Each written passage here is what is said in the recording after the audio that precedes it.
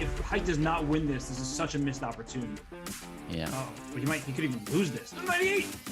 No, that's too much. David, I don't know what to say. I need a moment to recover from that.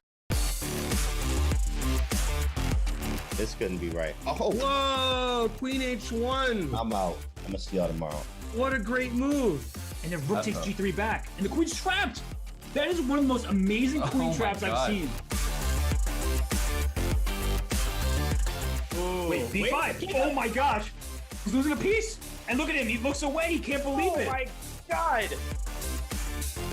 Nihal trying to give checks, but actually now the pawn is moving forward. The pawn cannot be stopped. Bishop D6. Oh, you win the time! He loses on time. What did we just witness?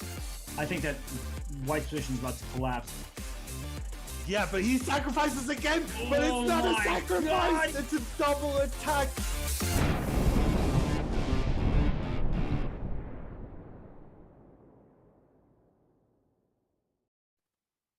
Welcome, ladies and gentlemen, to the Junior Speed Chess Championship presented by SIG. It's another excellent match. Another epic match awaits us today. I'm Grandmaster Daniel Naroditsky, commentating once again with the one and only FM Anamaya Kazarian. Anamaya, welcome to the show. How are you feeling about today's match?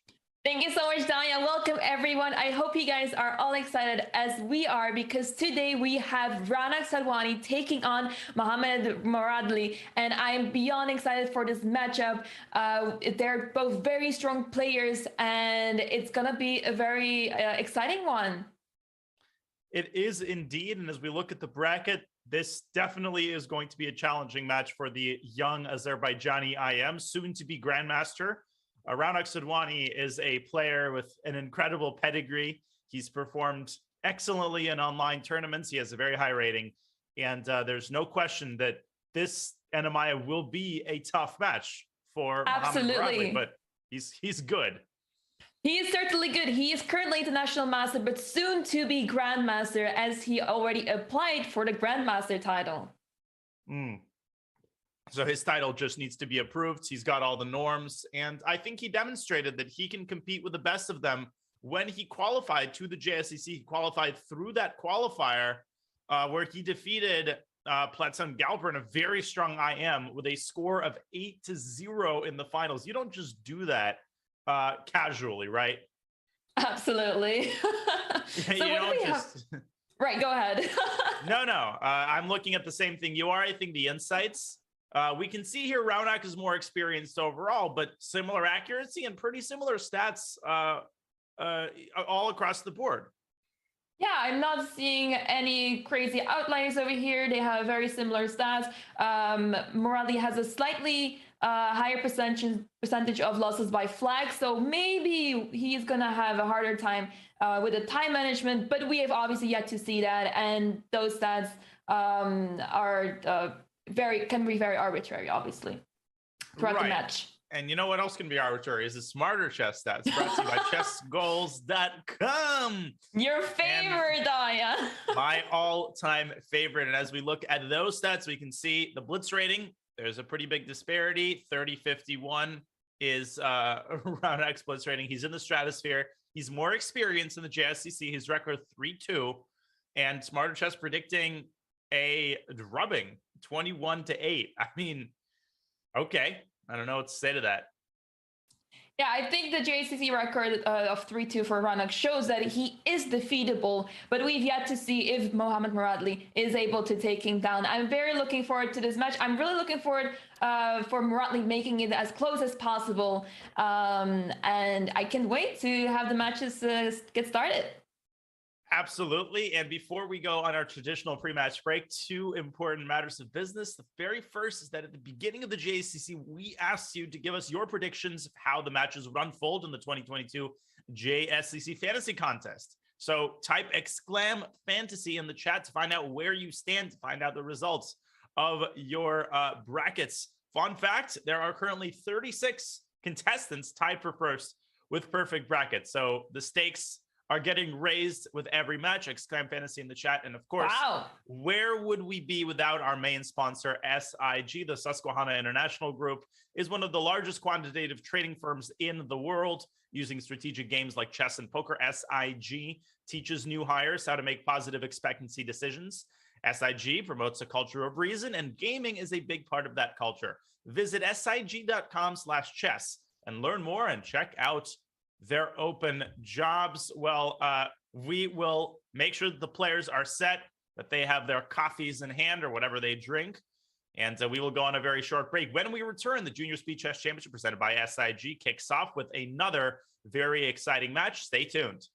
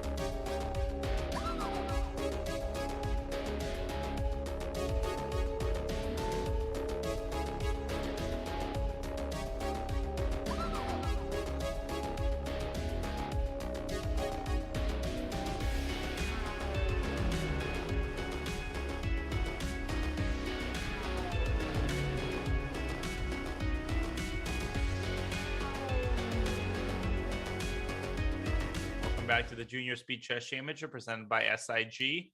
One more look here at the Smarter Chess stats, Anamaya. 6.5 to 2.5. A Smarter Chess's prediction in the 5+1. And Mohammed cannot waste any time. He has to start violating the Smarter Chess predictions right off the bat if he wants to have a shot in the match. Absolutely. We saw in yesterday's match that the 4-point lead from the start is a very difficult one to catch on to. So I'm very looking forward to see a very close one. So it will be very close throughout the entire match. But yeah, indeed, Smarter Chess is predicting a 6.5 to 2.5. And that is quite a big lead for Raunak. Yeah, it is. And I think you made a good point about the start having to be different from yesterday's start, because we saw Nihal jumping out to that 4-0 lead.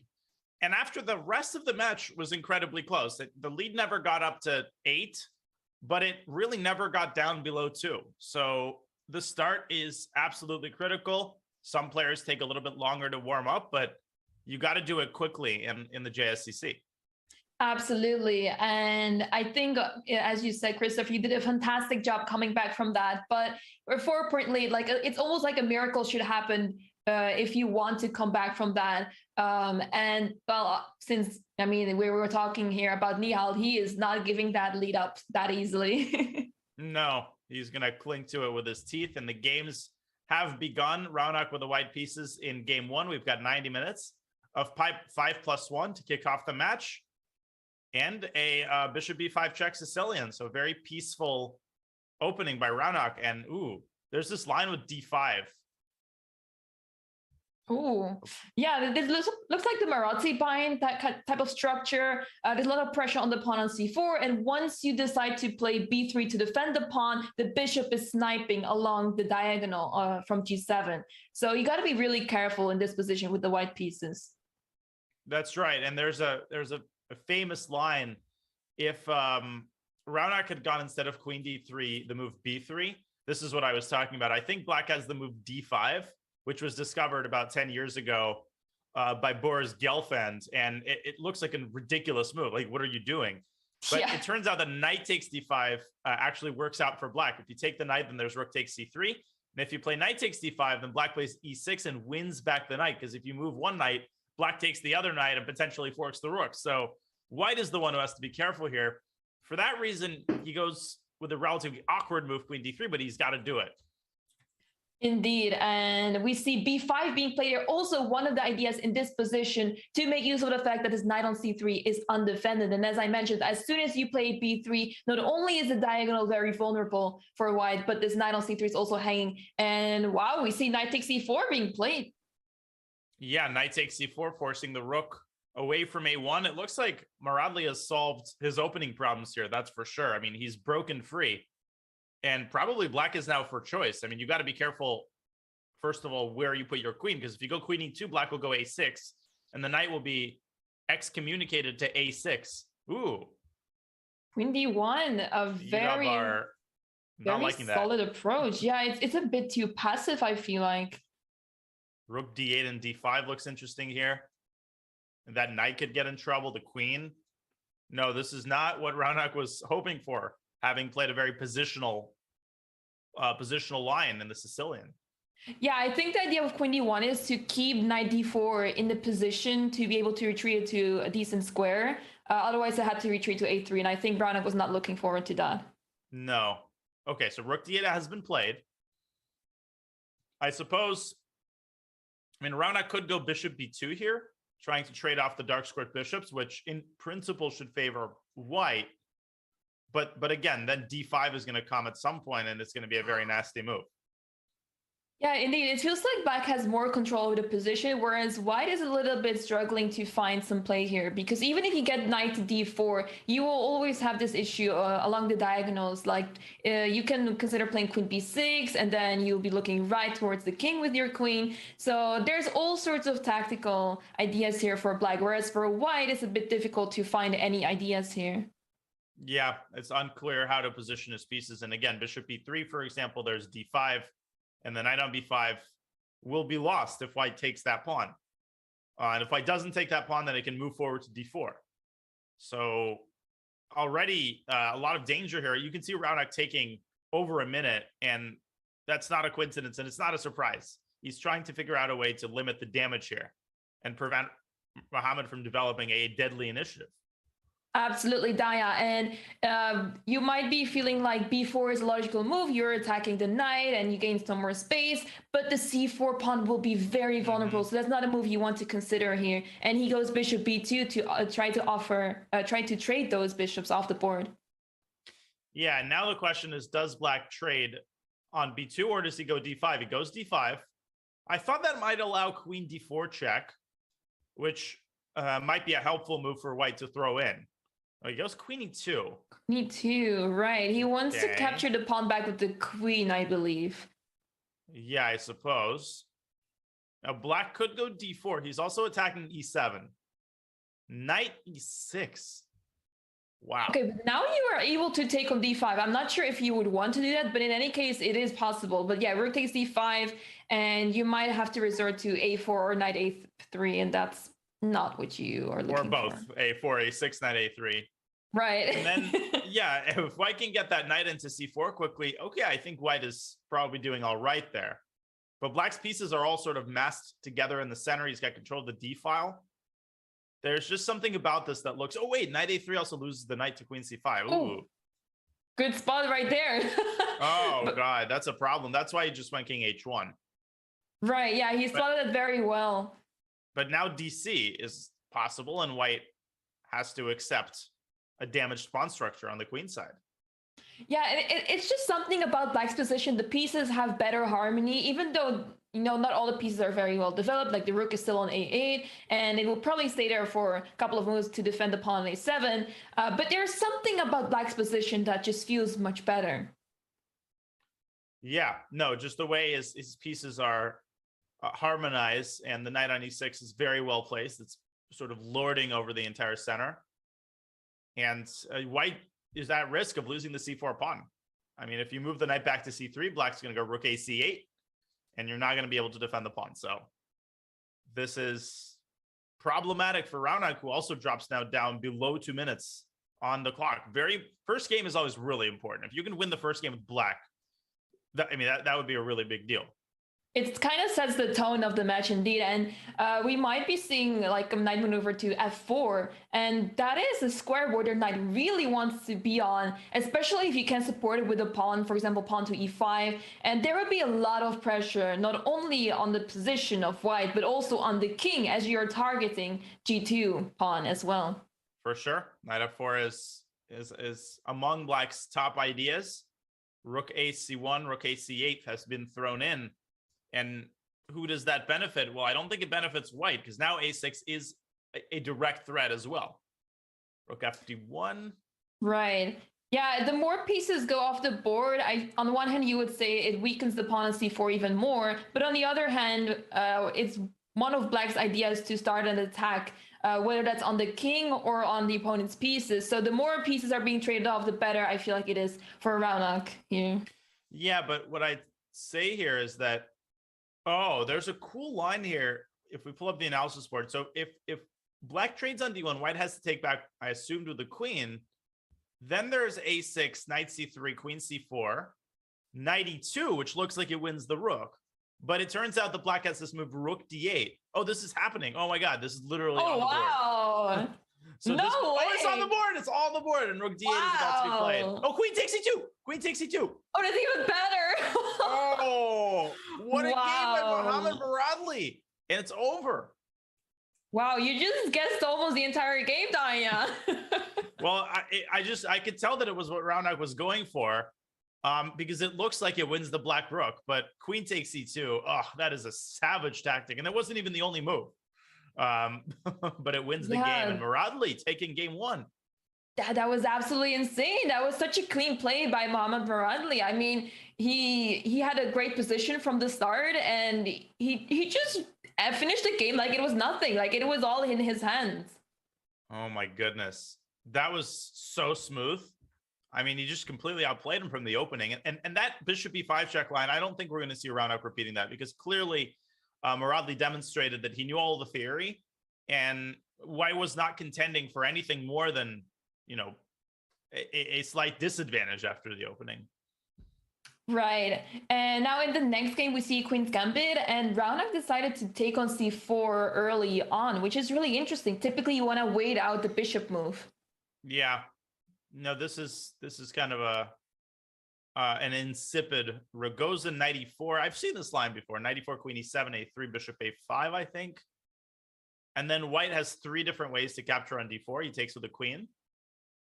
Looks pretty equal-ish to me. Yeah, what I found really fascinating here is that White's pieces are almost all developed. He castled, the rooks are almost out, the knights and the bishop are out. Like, they're already developed, and Black is kind of stuck on the 8th rank right now. Yeah, and I feel like if you showed this to someone like Capablanca, he would be like, "What is this? What is this crap? Like, I'm not playing like this." But nowadays, people are a lot more tolerant of space disadvantages, because I think the philosophy is that Black has no targets and no weakness. I personally don't like playing these kinds of positions with Black, but I suppose the point is that Black's position is incredibly solid despite being cramped. Right. Yeah, I certainly agree with that. I mean, I also don't really like playing in such positions where you're like, tied down to the 7th and 8th rank, but it definitely allows you to like at least have some play like later on, because if there's nothing that White can do against you, surely you're doing something right. Right. And I mean, the Emabar creeping up here in White's favor. Is there bishop takes c6? Yeah, he takes it. And there's okay, but now you cannot take the knight because of rook d8 check there and bishop d7. So you have to go for the damaged pawn structure, and the knight on c5 is a beast, which is supported by the rook.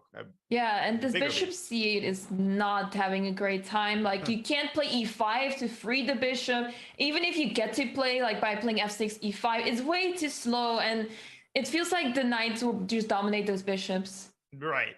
No, this is bad. This is bad for Black. Okay, Muradli goes a5, trying to create a little bit of space for himself. I think he's also preparing rook b8, and he wants to target the only target in the position, I think, the b2 pawn.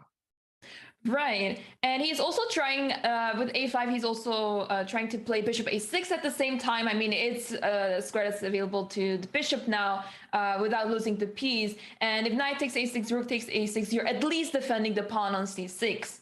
Right. That's a great point. Yeah, the question is, how does White put pressure? He goes knight d4, but immediately met with bishop f6. 94, wow, what a maneuver. At the same time, attacking on c6 and also threatening knight b6 if you are up for that. Yep. Okay.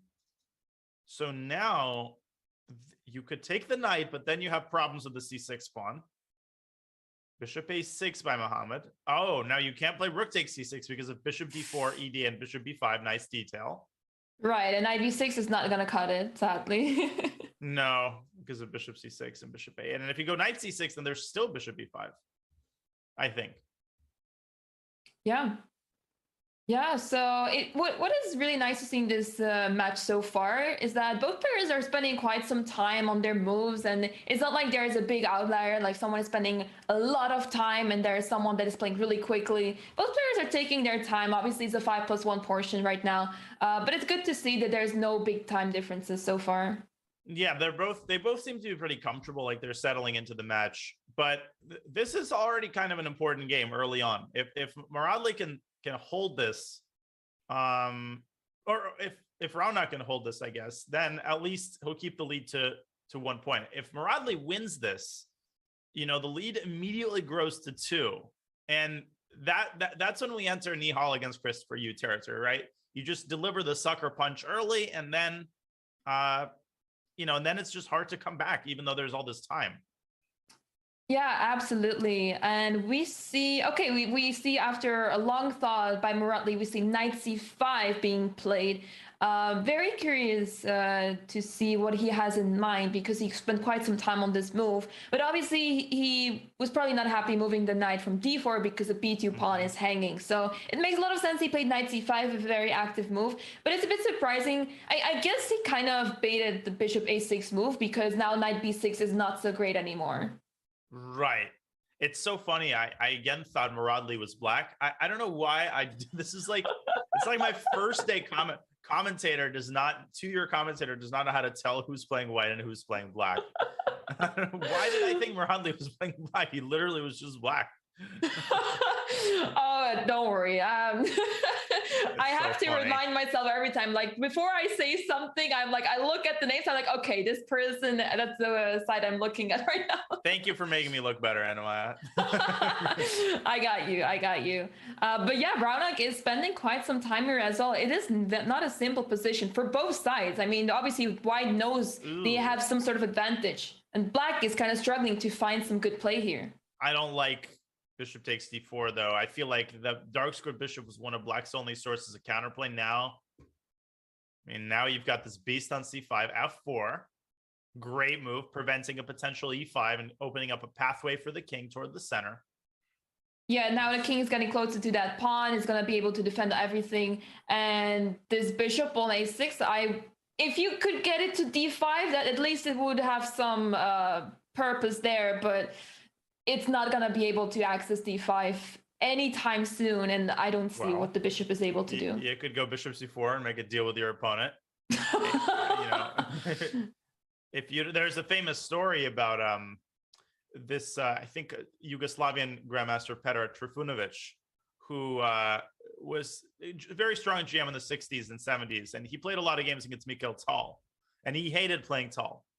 But he was one of the most solid players in history, actually. So there's a famous story where he was playing Tal, and Trifunovic was better. So Tal offered him a draw because Tal knew that was the world champion, right? So Trifunovic says, I'll accept the draw if you give me a draw on demand in the next 3 games. And Tal agreed because he was basically lost. So it was a pretty good deal. And if you actually look at their games in the database, the next 3 games after that do indeed end in draws. He abided by his promise. Wow. So wow, that's impressive. Making a deal with your opponent. I don't know why I thought of that. I guess bishop c4. In the meantime, not much has changed in the position, so I don't feel too bad sharing the story. No, absolutely. Keep telling us those stories. We see h5 being played now. Raunak is trying to find a way to get out of this mess. One idea is here h4 to open up the h file for his rook. But at the same time, you might think of ideas with f6, e5, but right now that's out of the question simply because the bishop on d7 will be hanging. Yeah, I mean, black has to stay put. I mean, Muradli now down below a minute. f6, stopping rook e5. How does white make progress, I guess, is the question. It looks really nice, but what do you attack, right? Yeah, it's a very close position. It's hard for the rook to access anything. If the rook could get to the 7th rank, I think that would be over already. And that's why Muradli is trying to find a gap in the position. And he plays h4 because he is slightly concerned about black moving h4 himself or even g5. So I think what Muradli should be trying for here is playing b4 and trying to open the a file. I think that could be his last resource here. I agree. And the only issue that logistically is that if black can get to the a file before white, rook a8, but you could try rook a1 actually. I mean, I know that looks ridiculous, but hey, I mean, you're getting ready for b4. Yeah, and typically, like, if you play rook a1 and then follow it up by b4, typically you would say, okay, I'm not going to take the pawn then, I'm fine like this. But if you allow the capture on a5, soon a6 will follow, and the pawn is very well defended by the knight. So yeah, it's a little tricky here for Raunak, and that's why he goes rook a8. Yeah, no, we're not joking. Rook a8. And okay, I think you also can play a4 and then b4. Kind of a common endgame technique to sort of block the pawn and then create a passer. And that's exactly what he's doing, and Muhammad's still playing for a win. It is possible to overpress here. Yeah, it's not that simple actually. With the king on d5, you're not able to push the king away from there. It's not that simple. You have to be a bit careful here with the white pieces. I would go rook a8 here, trying to get the rook to b8. And if white moves the rook away from e1, black will have the very nasty e5, and white can't move the knight because he loses a4. All of a sudden, Muhammad is kind of tied down here. I think black is playing for a win now. I know it may sound crazy, but Raunak is already playing for a win. I believe so too. Yeah, I think Muradli should just leave it for what it is. Just try to go for repetition and accept the draw, because if he is going to push further, play rook b1, he will indeed, as you said, face e5, and that will not end well for him. Move. Okay, he's 8 seconds. Now, he listened. He's tempting Raunak to play for a win. I think he did that deliberately because he believes in his ability to time scramble, and Raunak is not going to bite. No, Raunak's going to take a draw. Okay, very fair draw. Muradli had quite some chances there, but Raunak defended so well. Yeah, that was very precise defense by Sadhwani, who keeps the lead to a point and now has the white pieces, and King's Indian or Grunfeld. King's Indian or Grunfeld. I think it's going to be King. No, okay, neither. C5. Right, and yeah, is he going to go d5? He does. Okay, he's going to take the space in the center. Yeah, this is a Benoni structure. And it's kind of a cross between a King's Indian and a Benoni, right? It's black generally goes e6 on the next move, and then e takes d5. And what you'll often see from white is not c takes d5, but e takes d5 in this particular variation. Right, and Muradli goes for e6 over here, trying to put pressure on the d pawn, and also, you want to put pressure on the center, because obviously you don't have so much space. And we see a sacrifice. That's actually pretty classic. That is, I think that's the main line. And wow. That's very instructive. Those, watching at home, trying to get better at positional chess, what is the motivation behind the sacrifice? Well, first of all, there's this weak pawn on e3. But second of all, look at black's control over some of these dark squares. I'm talking e5, right? A knight could get to e5, and you're never going to be able to dislodge a piece from e5. There's also the g3 square, and the other knight can get into g3. So black is worse, I think, according to the engine here. But I personally have a soft spot for this type of sacrifice.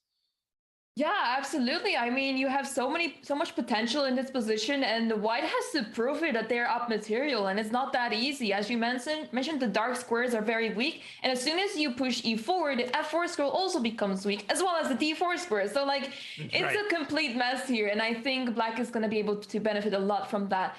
But I'm curious to see how Raunak is going to deal with this. Okay, so now I wasn't entirely sure why Mohammed played a6 that early. I mean, going b5 here now that you're down in exchange seems like too much, right? I mean, sacking another pawn would be, a case of too many hands spoiling the broth. Right. But knight coming to e5, yeah, the other knight coming to h5, and you'll survive an earthquake. I mean, black's position is rock solid. Yeah, it's funny how quickly they jumped into this line, and now both players are spending quite some time, so it's really interesting to see. They're both exploring this position right now.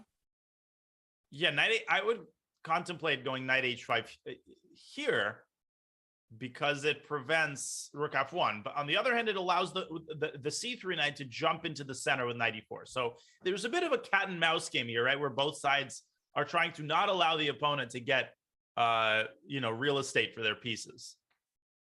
Right, and with the move b6, would you say that after bishop b7, okay, now Raunak played a4, so it's out of the question to play b5 anytime soon, but would you say that after bishop b7, b5 is a potential move?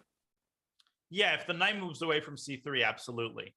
b5 is a move. At the moment, of course, it's not logistically possible because white can take on b5 with a knight, but it's something that Mohammed is definitely gearing for. Otherwise, I don't think he'd put his bishop on b7. Yeah, indeed. Both players are taking their time. It's a complicated position. You might say obviously that Void is winning because of the exchange sacrifice, but I feel like there's, for both players, not much going on yet. I feel like it's pretty balanced in the sense that both players have to figure out what to do here, but it's not so clear for either side of what is going on here and how to make use of the fact of the differences in the position. I'm just looking at Sadhwani's gaming chair. That seems pretty comfortable. I didn't go the gaming chair. I didn't go the gaming. Did you go the gaming chair route? My gaming, you mean if I have one? Yeah, or do you use like a regular chair?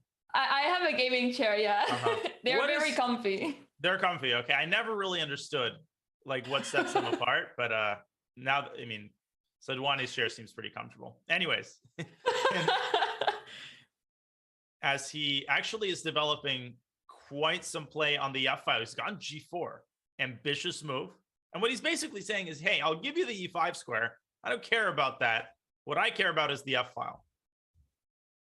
Yeah, very interesting to see. I'm very looking forward to an attack on the king side. You would expect actually that black is going to be the one attacking on the king side, but instead we see white pushing the pawns forward. And typically in these kind of structures, you see black attacking. So it's a little surprising to see this change. Yeah, but this is the issue though. He's gone g4, but what does he do now? Because a very instructive mistake here would be to go g5. And you think, oh, I'm pushing the knight away, everything is good. But you've given the knight this huge square on h5, which is an outpost, even though it's on the rim.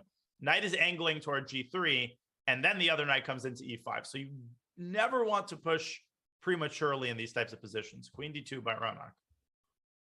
Right. Yeah, it seems like maybe he is willing to play e4 at one point, because otherwise if the queen on d2 is not doing much, and you would probably want to involve it in the attack.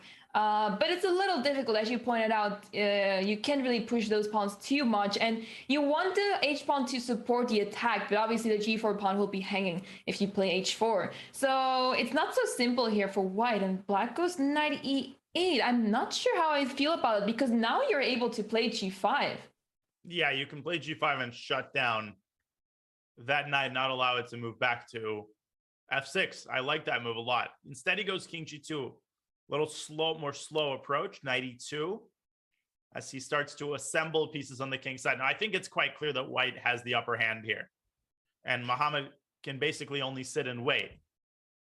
Absolutely, yeah. It's becoming more clear what white's plan is, and it's really beautiful to see how he approached this position. Very calmly, very slowly. He's not rushing anything, because typically, if you're up material, you might feel the need to rush things. But he's taking it very easy, and he's just trying to improve his position and then make sure he strikes whenever it's possible. Yeah, I mean, it's really hard to win this just because of black's immense control over the e5 square, right? This is a rock solid outpost. So white has to kind of work his way around the edges, you know? And that's what Ronak is doing, potentially eyeing now the march of the h pawn. That's one idea. Another idea is, well, I don't know. I guess right now, this is the only one that I can see, but he can start with rook h1. He can just sort of continually put pressure and milk Muradli's clock as well. Right, and I think Muradli is trying to go for the b5 push again, especially now that there is very little defense for that pawn on d5, which is why he maneuvered the knight all the way to c7. But I am a bit unsure what the idea was behind bishop c8. Yeah, what is the setup that he's aiming for? I mean, as he drops down to a minute, I guess knight e5, he's got to find the right opportunity to play. Like, I would consider playing it here, but I suppose he doesn't want to allow white to trade knights and open up the FL. And there's that move. It took about 30 moves from the moment we first pointed this out, but he plays it, and I don't think it does much. b5, b3. Yeah, it doesn't do much, but I think it was about time to play it, just for the sake of it. But yeah, it doesn't do much, and I'm not really seeing like the follow-up here either. I mean, you can try playing knight b6. Maybe that was what he was considering to play, but you just face a5 or maybe even queen a5. Mm-hmm. b4. He goes b4, so he locks the queen side. Who does that favor? I'm trying to figure that out. I guess it should favor white, because white doesn't have to worry now about anything on the queen side. I was going to suggest knight c7 to a5. That would have been a nice move. Sadly, knights don't move like that anymore, Danya. I didn't get the memo. When did that? All these new rules, you know, come on. It's crazy, right? Yeah, it's like we upgraded chess. It's nuts. a5 by black, completely locking up the queen side, and now knight comes to e4. And Rana continues to make small but very steady improvements to his position. But will he be able to convert this into something concrete? I think he wants g5 and knight f6. Absolutely, and an idea that Black has to look out for is also knight f5, a very thematic sacrifice in such positions. Right now, I feel like it's a bit too much because Muradli is defending super well, and it's unclear how he can continue the attack after that. But currently, Muradli is in time trouble, so he really needs to speed things up here. And being on the defensive side while being very low on time is not comfortable at all. No, and he's got a lot of things to keep track of, but right now he's doing a phenomenal job as he drops back to c8. He can basically go queen e7, queen d8, and he kind of has to. As Raunak swings the knight over to f3, not liked by the eval bar. Don't go bishop e5. No, bishop g6. He does it! That's exactly the blunder I thought he might make. Oh no! You predicted it again, Danya. What can we do about it? I'm on a roll. I'm on a roll. Bishop f7, rook f7, and Raunak. You got to give him a lot of credit for this game. He was so patient. Like he just, he made a lot of improving moves. He put pressure. It's not a coincidence that Muradli blundered in time pressure. Yeah, the patience really paid off. And just the technique, how he dealt with this position, it's very unusual to deal with it like this. So it's really instructive at the same time for all of us. For sure. And Sadhwani with a big win. He ties the match. And okay, next game, let's see if we see another Rogozin. Okay. Yep. All right. I mean, probably would be more than happy to repeat the position that they had in their second game. Yeah. Absolutely. Okay, c5 is the new move. I think in the last game, Sadhwani had castled. Right. Right. And yeah, you have those pawns in the center. I'm not sure if I'm happy about the black pawns over there on c5 and d5 because they can be very vulnerable. No, I hate playing these positions with black personally. Straight up. Straight up. I tried it. I mean, I still play the Rogozin from time to time, but yeah, when I see these pawns, even this structure I don't like because there's always this weak pawn on d5 and white's constantly playing like e4 and tearing everything apart. And you have to know this so well in order to play it well. But if you do, this is one of the best objective openings, I think, for black. And Raunak is doing a fantastic job here.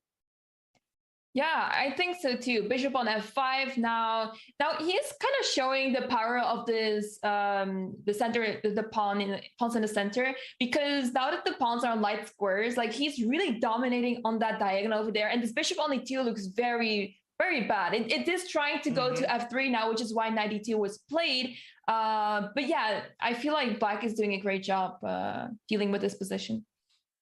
Yeah, no, and this bishop f3 e4 idea actually is very strong. It's Muradli's only chance at counterplay, really. I mean, without it, he's got no way to stop the eventual pawn storm on the queen side, b5, a5, b4. So how does Raunak deal with this? I think we're going to see bishop f3, and we do. Right, now you have to defend that pawn. Free move e4. Yeah, I don't even see how you can counter the pre-move. I mean, I guess if I take on d4, then it doesn't even help the pre-move. Bishop c2. Oh yeah, you can play bishop c2 just before e4, right? That's a bullet move if I've ever seen one. All right, yeah, he's taking his time because it's not easy. Not only is d5 hanging, but as you mentioned, e4 is also there. Okay, he goes bishop e6, he retreats it. And there's no pre-move. I'm sorry to say that, Daya. Disappointing. Come on, these players, they're just so slow and it's just not interesting to watch. Okay, so e4. No, but this is all of a sudden looking a lot better for it. Look at how the landscape has changed. Because after DE, if we bring up the analysis board here, knight takes e4, queen e7, knight swings into c5, and black's entire position is starting to come apart here at the seams. Yeah, suddenly there's a lot of things going on there, and 97, it kind of traps the queen. I would not feel comfortable with that, but it's doing fine over there. It's still doing fine. And rook b1 trying to pinch that pawn on the b7. And yeah, white has a fantastic position, I feel like. Rook e1, yeah. No, this bishop f3, e4 idea has completely changed the course of the game. And Mohammed also with 4 minutes on his clock, plenty of time to generate further attacking options. Queen a4 looks pretty appealing to me. Just hitting a7 and getting the queen to a better square. Absolutely. You can also consider rook b5. What catches your eye here? Yeah. Yeah, those look like very nice ideas indeed. And black is just, yeah, kind of struggling to make some nice plays here. I mean, obviously, like, your pawns on the queen side are just stuck. Like earlier you mentioned, we want to play a5, b5, b4. But that seems out of the question in this position. Right. As he gets his queen indeed to a3, tucking it back on an invulnerable square. Now it's sort of aiming at the knight and putting more pressure, but Raunak getting the towers into the DNC files, making sure that his pawn chain is as well defended as it can be. Right.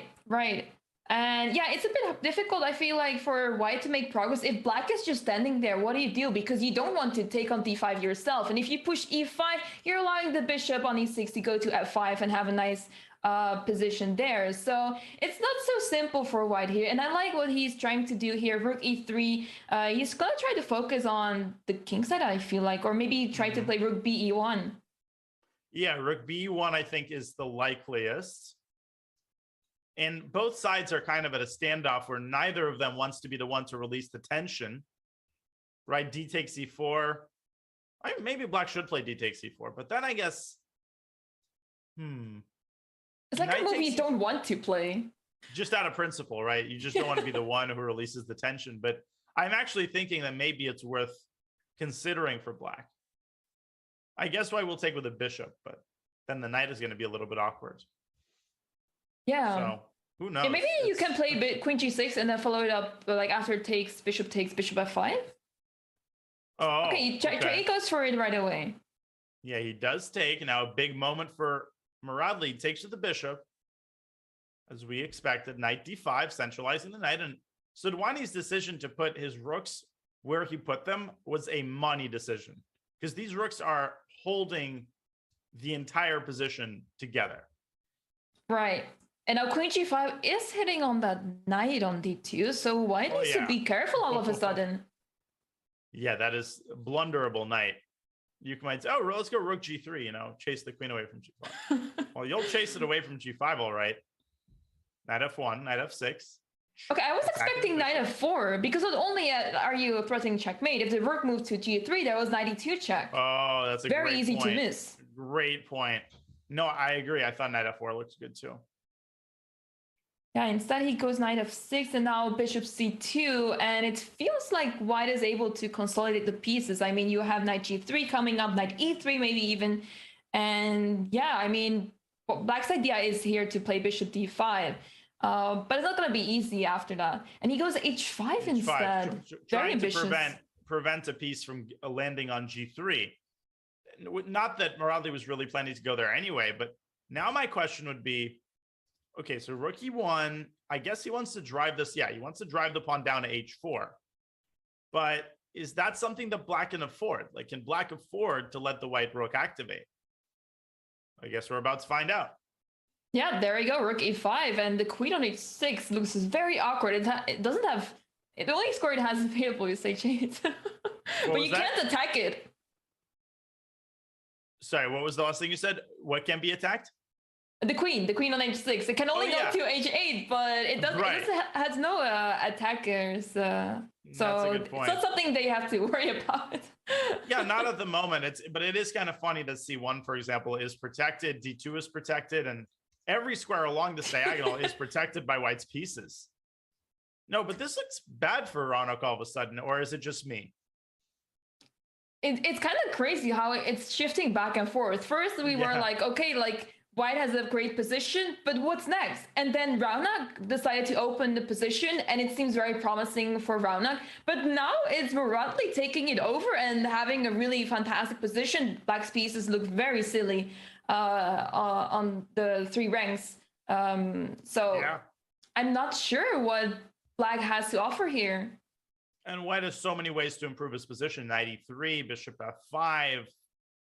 I mean, the white queen on a3 has been such a well-placed piece. It's just sort of lording over the entire position, controlling critical squares and diagonals, and preventing black from achieving maximum coordination with his pieces. So all of a sudden, Sadhwani down to 30 seconds. And this is a very difficult position for him. Yeah, Muradli is on 1 minute and 50 seconds. That's a huge time advantage already. Yeah. 97 has been played, and yeah, you don't really have many options here. And I think it's a very fair decision to attack that rook. And where does the rook go? Maybe, I mean, if you go rook e4, you blunder bishop d5. So I feel like you have to go back already. That's a good point. And he does. Knight back to f6, obviously. Sadhwani does not mind a repetition. Right. Yeah, maybe queen e7 was even possible, just putting more pressure on black's position. You mean the move before? Yeah. No, but then, 95 queen takes d8 check. Yeah, that's check. that's mate. That's actually just mate. Oh, yeah, right. That is just mate. Wow. Okay, that allows many tactical possibilities. Wait. Ooh. Oh, they repeated and then he goes to b5 instead. He goes to okay, b5. But if he goes to e5, it's a 3 folds repetition. Yeah, so I think he has to go like 93. Absolutely. Knight d5, maybe. I mean, this is not without risks. Yeah, how do you avoid repetition here is the question. Yeah, I'm not entirely sure. I mean, with the rook on b5, I'm not sure what it's going to be able to do there. And with the move knight d5 in the air, you might have to retreat to b1 to try something else. He's taking his time here now. He still has some time, but it's getting closer. Not a big time advantage. I think your move, queen e7, was a big opportunity there. Now, we're seeing another subtle shift in the game. Right? We're talking about the game shifting back and forth again. Now it's looking quite respectable for Raunak, as Muradli now down on the clock. He's freezing. Yeah, knight f5. Queen d2. Queen d2. Now black's queen comes in. Oh my God, Muradli has just had a complete meltdown. Rook b2. Oh, and now queen c1. There's knight f4 as well. Okay, he goes to queen e1 instead. Oh, he just wants to take c3 with his queen, for example. Oh, wow. No, he takes that way. Oh, wait, sorry, he couldn't do that. Oh, they're playing very carefully. They're not going for really crazy lines. No, but black is doubling on the e file, threatening checkmate on e1, and that knight on d5 is such a monster. Wow. Maybe queen a3 now? Putting pressure on c3. Okay, he goes for it, but the engine is not having that. No, g3 is not the move, though, I think. Well, maybe it is. What happens after knight takes c3? I guess queen d2. Oh, queen d2. No, queen d2. He doesn't do it. Oh, but the rook was saying, I'm not sure. What's happening here? Black should be winning, but the bishop is stopping the pawn. But the knight on a3, forcing Muradli to give the bishop back. He's down too many pieces. And there's h6 in the position, but you just play g6 and everything is fine. And the queen is queen g5. Not able to do much. So he goes queen d5, h7. One last attempt. Muradli trying to create perpetual. He's going to lose on time. Wow. What a game by both players, just going back and forth there. That was an epic battle right there. I mean, Muradli, he's going to be kicking himself because at one point he had an extra minute and a half. He has a great position. And that time that he spent contemplating rook e5 to b5, that's when things went off the rails for him, as he is the one facing a deficit. Absolutely, Daya. I do feel like so far that match has been really close, both players having their chances, and I think Muradli is really stepping up his game here and showing us what he's truly worth. And I'm really looking forward to the continuation of this match. Absolutely, me too. This has the vibe of a barn burner. So we will take our traditional break. And when we come back, we'll have more 5+1 action from the JSCC, brought to you by SIG. So do not go anywhere. The match continues on the other side of this short break. Classified trading is a game, really, that you're playing with competitors and basically every market participant in the world.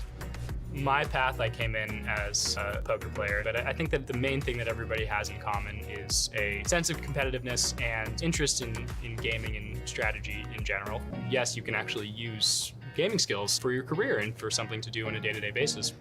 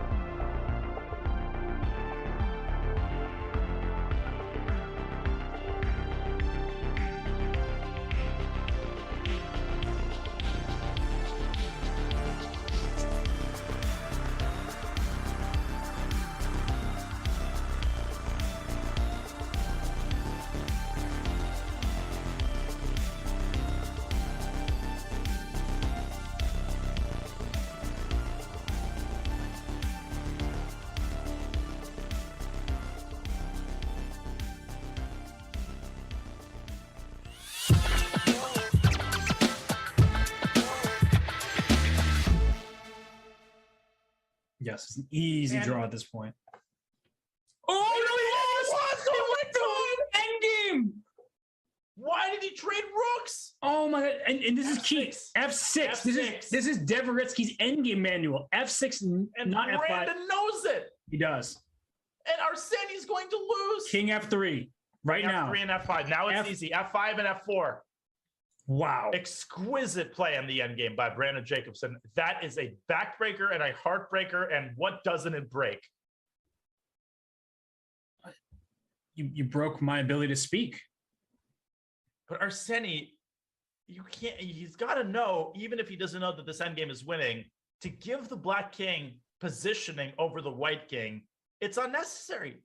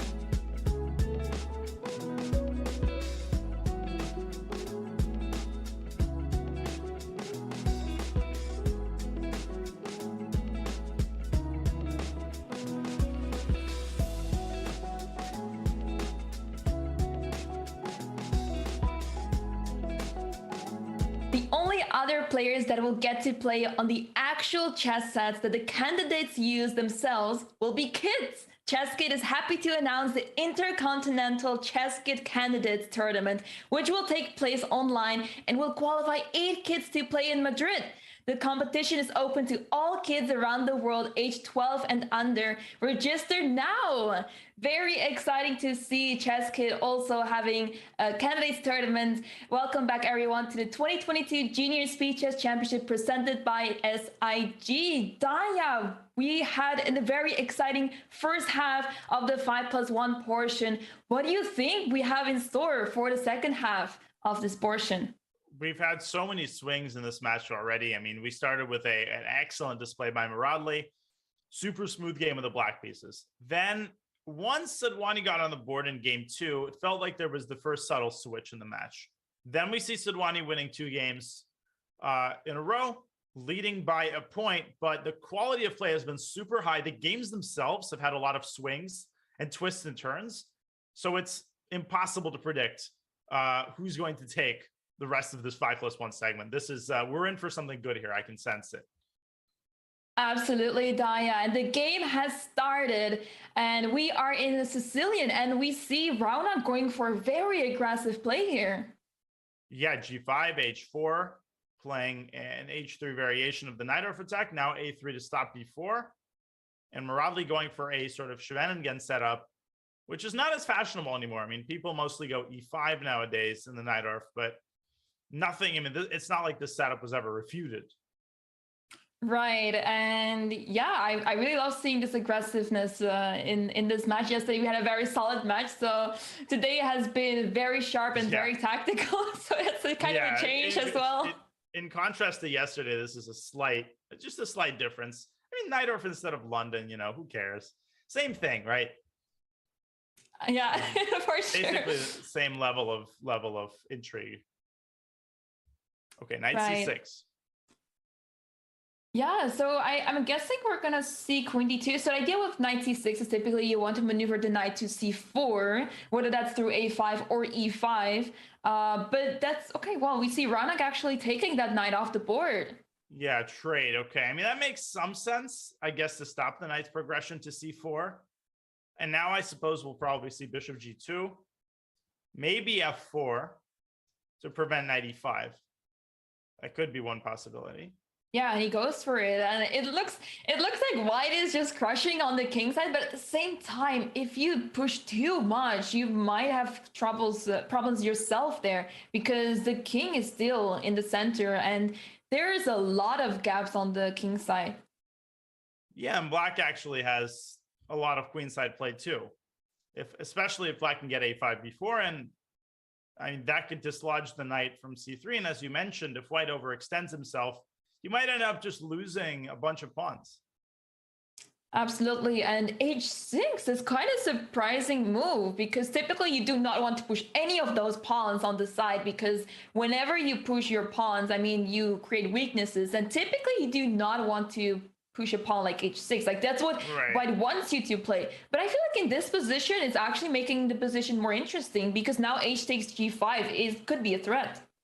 Absolutely, which is why white brought the queen out to f3, defending the rook on h1, so that in the event of hg, white can play hg. And now we're probably going to see a standoff on the h file, with neither side wanting to be the one to release the tension, kind of like what we saw in the last game with e takes d5.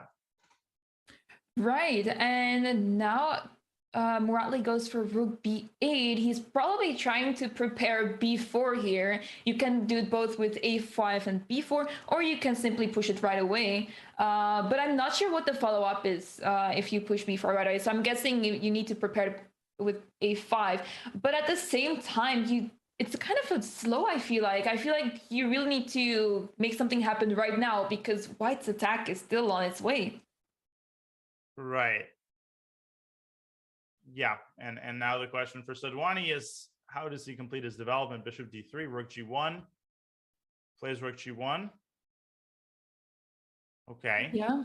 So maybe hg now is more of a possibility now that the h file is open. Right. Very tactically charged position with I mean, the position is currently calm, but you can see how quickly things can sharpen up here. Yeah, and white wants to play f5 really badly, but because of this bishop pinning the pawn on e4, it makes it very difficult for white to play that. And now it feels like black has a really solid position, and that's why Raonic is trying to play rook h1, trying to open the h file for himself. Let's see what Muradli is going to do now, because do you want to trade off those rooks? Well, not really. I mean, I would consider, well, on the other hand, he's just gone. No, I guess, if there was a way to defend the rook on h8, black would go for that in a heartbeat. But I don't see a really good alternative here. Either black has to give up the h file and allow rook h7, or black has to give up the h file, but in a different way, and allow the queen infiltration potentially to h8. Neither alternative seems too appetizing to me. I don't like Muradli's position. I feel like somehow Raonic has just outplayed him in the last couple of moves. Yeah, I fully agree with you there. Yeah, I really like white's position here. But yeah, the game feels like very slow pace so far. They're taking their time. Muradli is now down to 2 minutes, so that is quite a big time difference as well. But rook f8 has been played. He's taken it very easy. He really wants to hold the position together and not give Raonic chances here, because obviously with the pawn attack, it can get quite scary. Yeah, absolutely. And now the question for white is, should Raonic castle queenside? Should he castle queenside, or does he make a neutral developing move such as bishop d3? Of course, you can't really play f5. He goes rook h7. So he might be setting up f5 in some positions. Right, yeah, I honestly feel like the king on e1 is in the best spot possible, because once you castle long, you're exposing yourself to attacks like b4, as we mentioned before. So I think, honestly, he's doing just fine putting the king on e1. And he's always able to play rook d1 if he wants to evolve the rook in the game. So, yeah, now we see queen c7 being played. Very typical move in the Sicilian. Yeah. Bishop d3 by Raunak also might be rerouting his knight from e2 to d4. As Muradli is dropping on the clock as well. But the most immediate idea, I think, is to play queen h3 and then to play f5 and just blast through on the king side. Absolutely. Now knight c5 is being played. May want to consider taking on d3 now. So is white really concerned about this? I think you want to ignore that. Yeah, I think white is fine ignoring it. In fact, white is encouraging it with the move. Wow. B4, that's not a move you see quite often, and it goes to show how safe this king is on e1, because soon it will probably go to d2 to support the knight on c3, so that's kind of funny to see. Absolutely. You gotta all hands on deck, right? No piece can be left without a job, and if knight takes c3 it happened, white would have opened the c file, which black could have ill afforded. No, things just continue to get worse here for Muradli, and his time continues to dwindle. Yeah, this looks very, very great for Raunak, and I think we're gonna soon see f5 being pushed, and there's not a lot that Muradli can do here. It's a very uncomfortable position. Extremely. He never got off the ground on the queen side, and finally he tries to create counterplay with d5, and that's shut down in one move with e5. And here comes white's knight to d4. Yeah, and now black is trying to move the knight to c4, but it doesn't do much. Well, you could even take on b6 if you're worried about knight c4. Take on b6, c3, and then maybe d4, knight d4.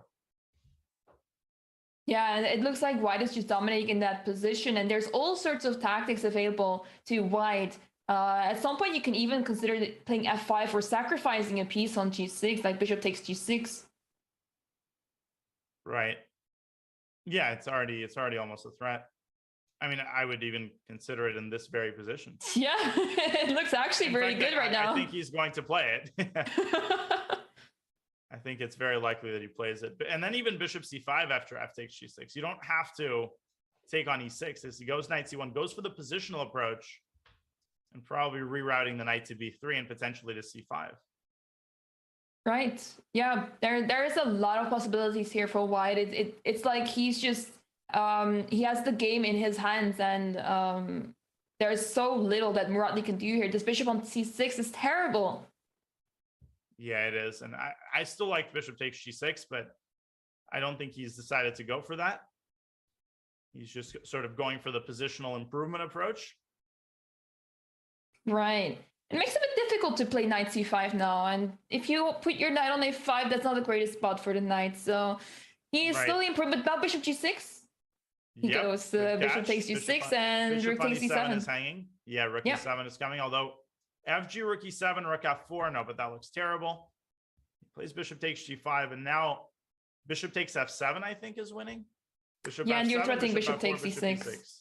Yeah. Right. You don't even care about the rook on c1. You just take on e6 and you're completely winning. It doesn't matter. Yeah, I didn't notice it when I suggested bishop f7, but it's so winning. Yeah. Yeah, and he ran out of time in a. I mean, it was a lost position. What a smooth game. Yeah, it goes to show how powerful this attack can be. I mean, Muradli tried his best to not allow the attack to succeed and tried his best to create an attack himself, but it was just too slow. Yeah, and he never really got off the ground on the queen side. On the other hand, Sadhwani with that big pawn advance on the king side, opening up the h-file. Once the h-file got opened, I feel like things only went downhill from there for black.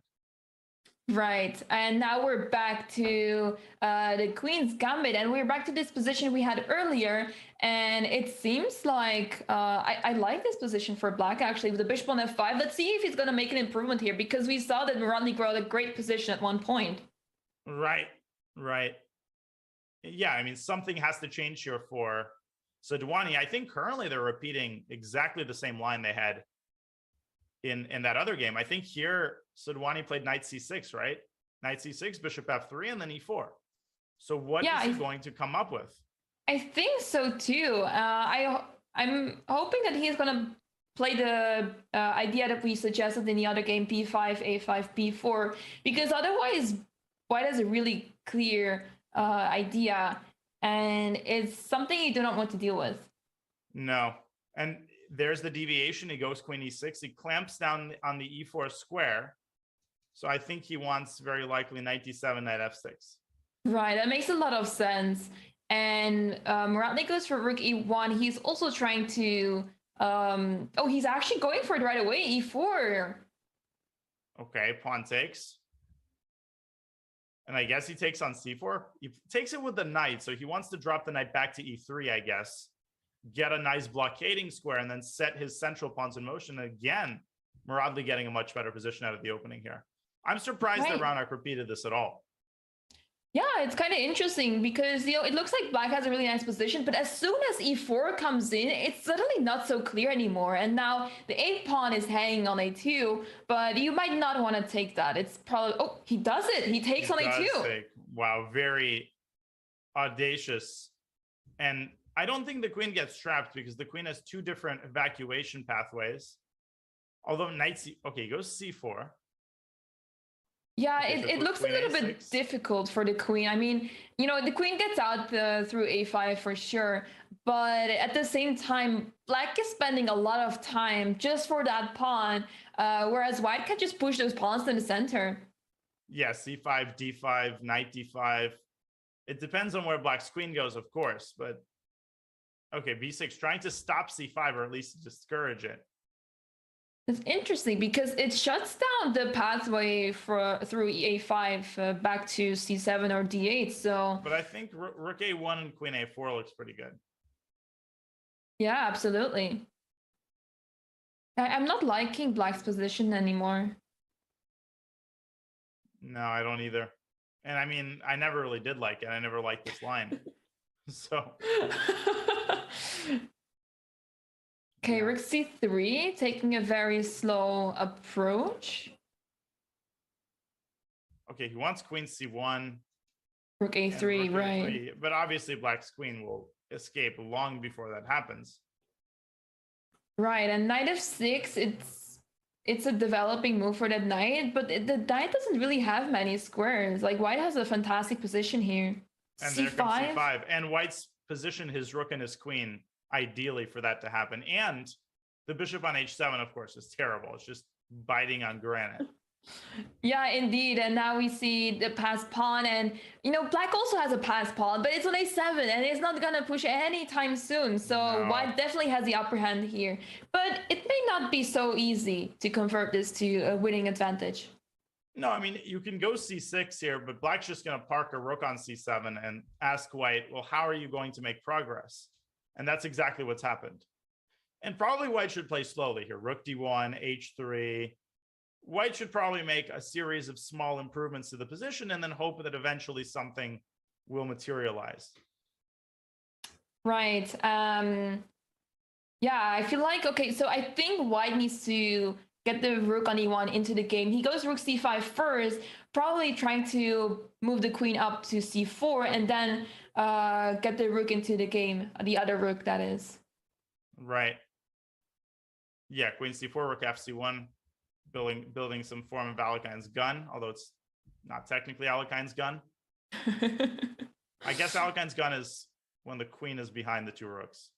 Not yeah, indeed. It's the same spirit. And he goes rook d1. Now, you would obviously want to play rook d7, but the knight is covering that square. So do you want to consider playing knight d5 just to get rid of the knight and then try to go for the idea of rook d7? Yeah, trying to push the pawn forward. Maybe, but I'm very attached to it. I think this knight is white's strongest piece.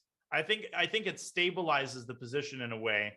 So I wouldn't go knight d5 unless I was absolutely sure that I could dislodge the rook from c7.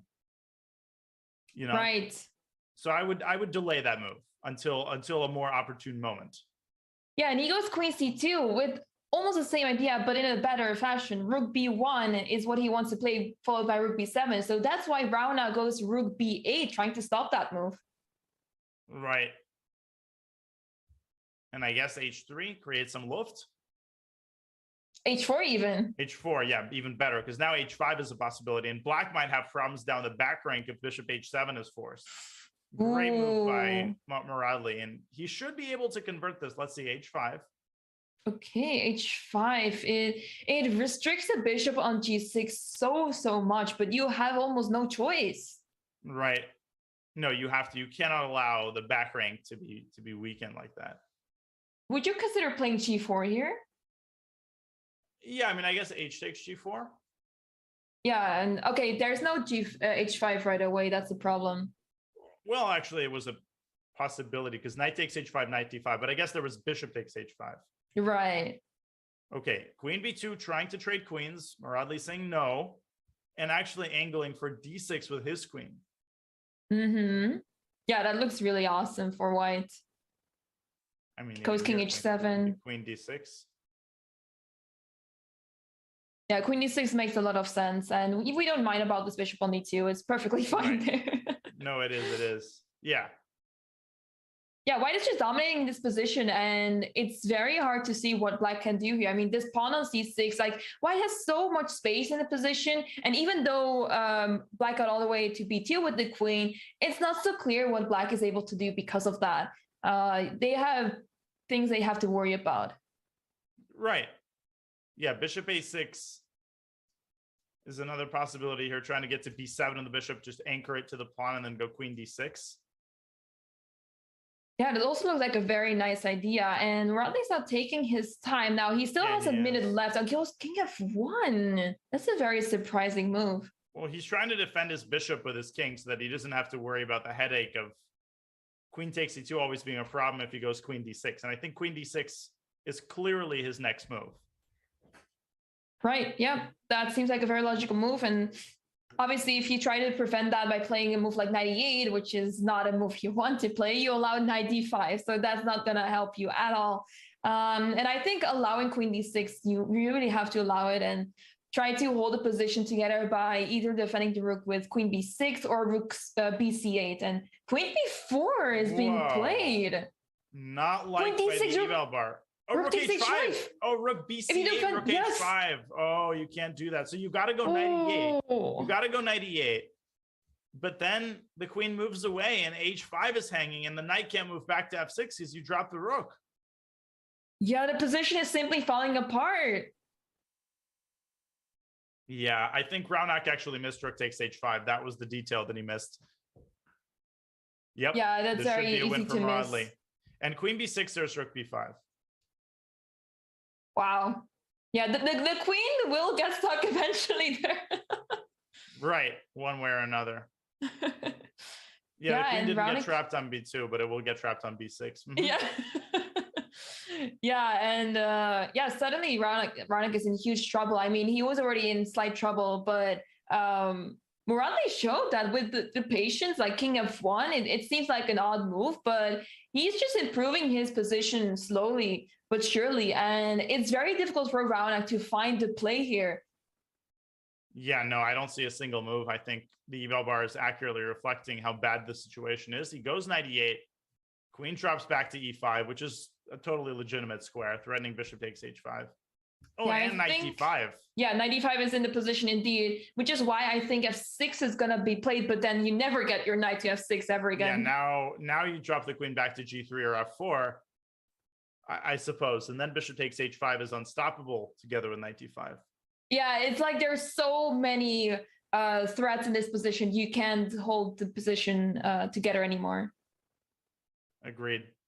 Should be a win, but 49 seconds. Raunak hoping that he can milk some of white's clock down a little bit further. Yeah, queen f4, okay. Queen d2 makes things look a little scary still. I mean, there's always rook b2 in a position, but that's easily stoppable by just putting the rook on c2. Or on d1.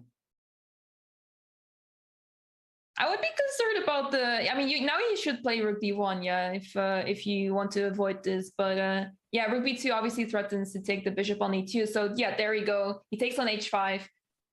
Okay, I got a bit worried about the rook on c1 for a second, but it was with check.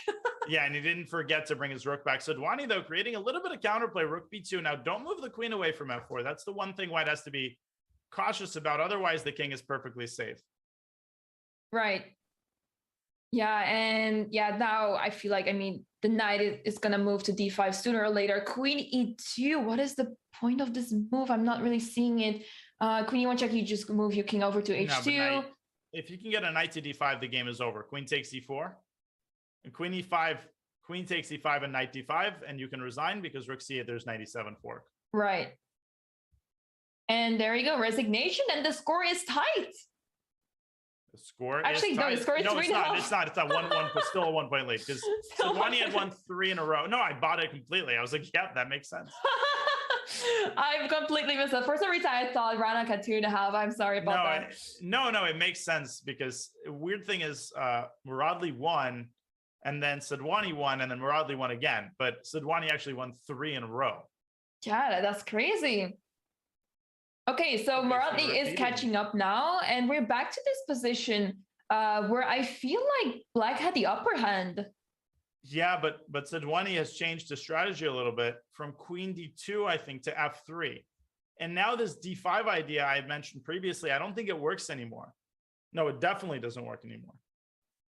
Yeah, it that's pretty does not interesting. work anymore. Yeah, so this actually might be a slight edge for white now. Right, and queen d8 is a very odd move, but it makes sense. You want to put that queen on a5 at one point.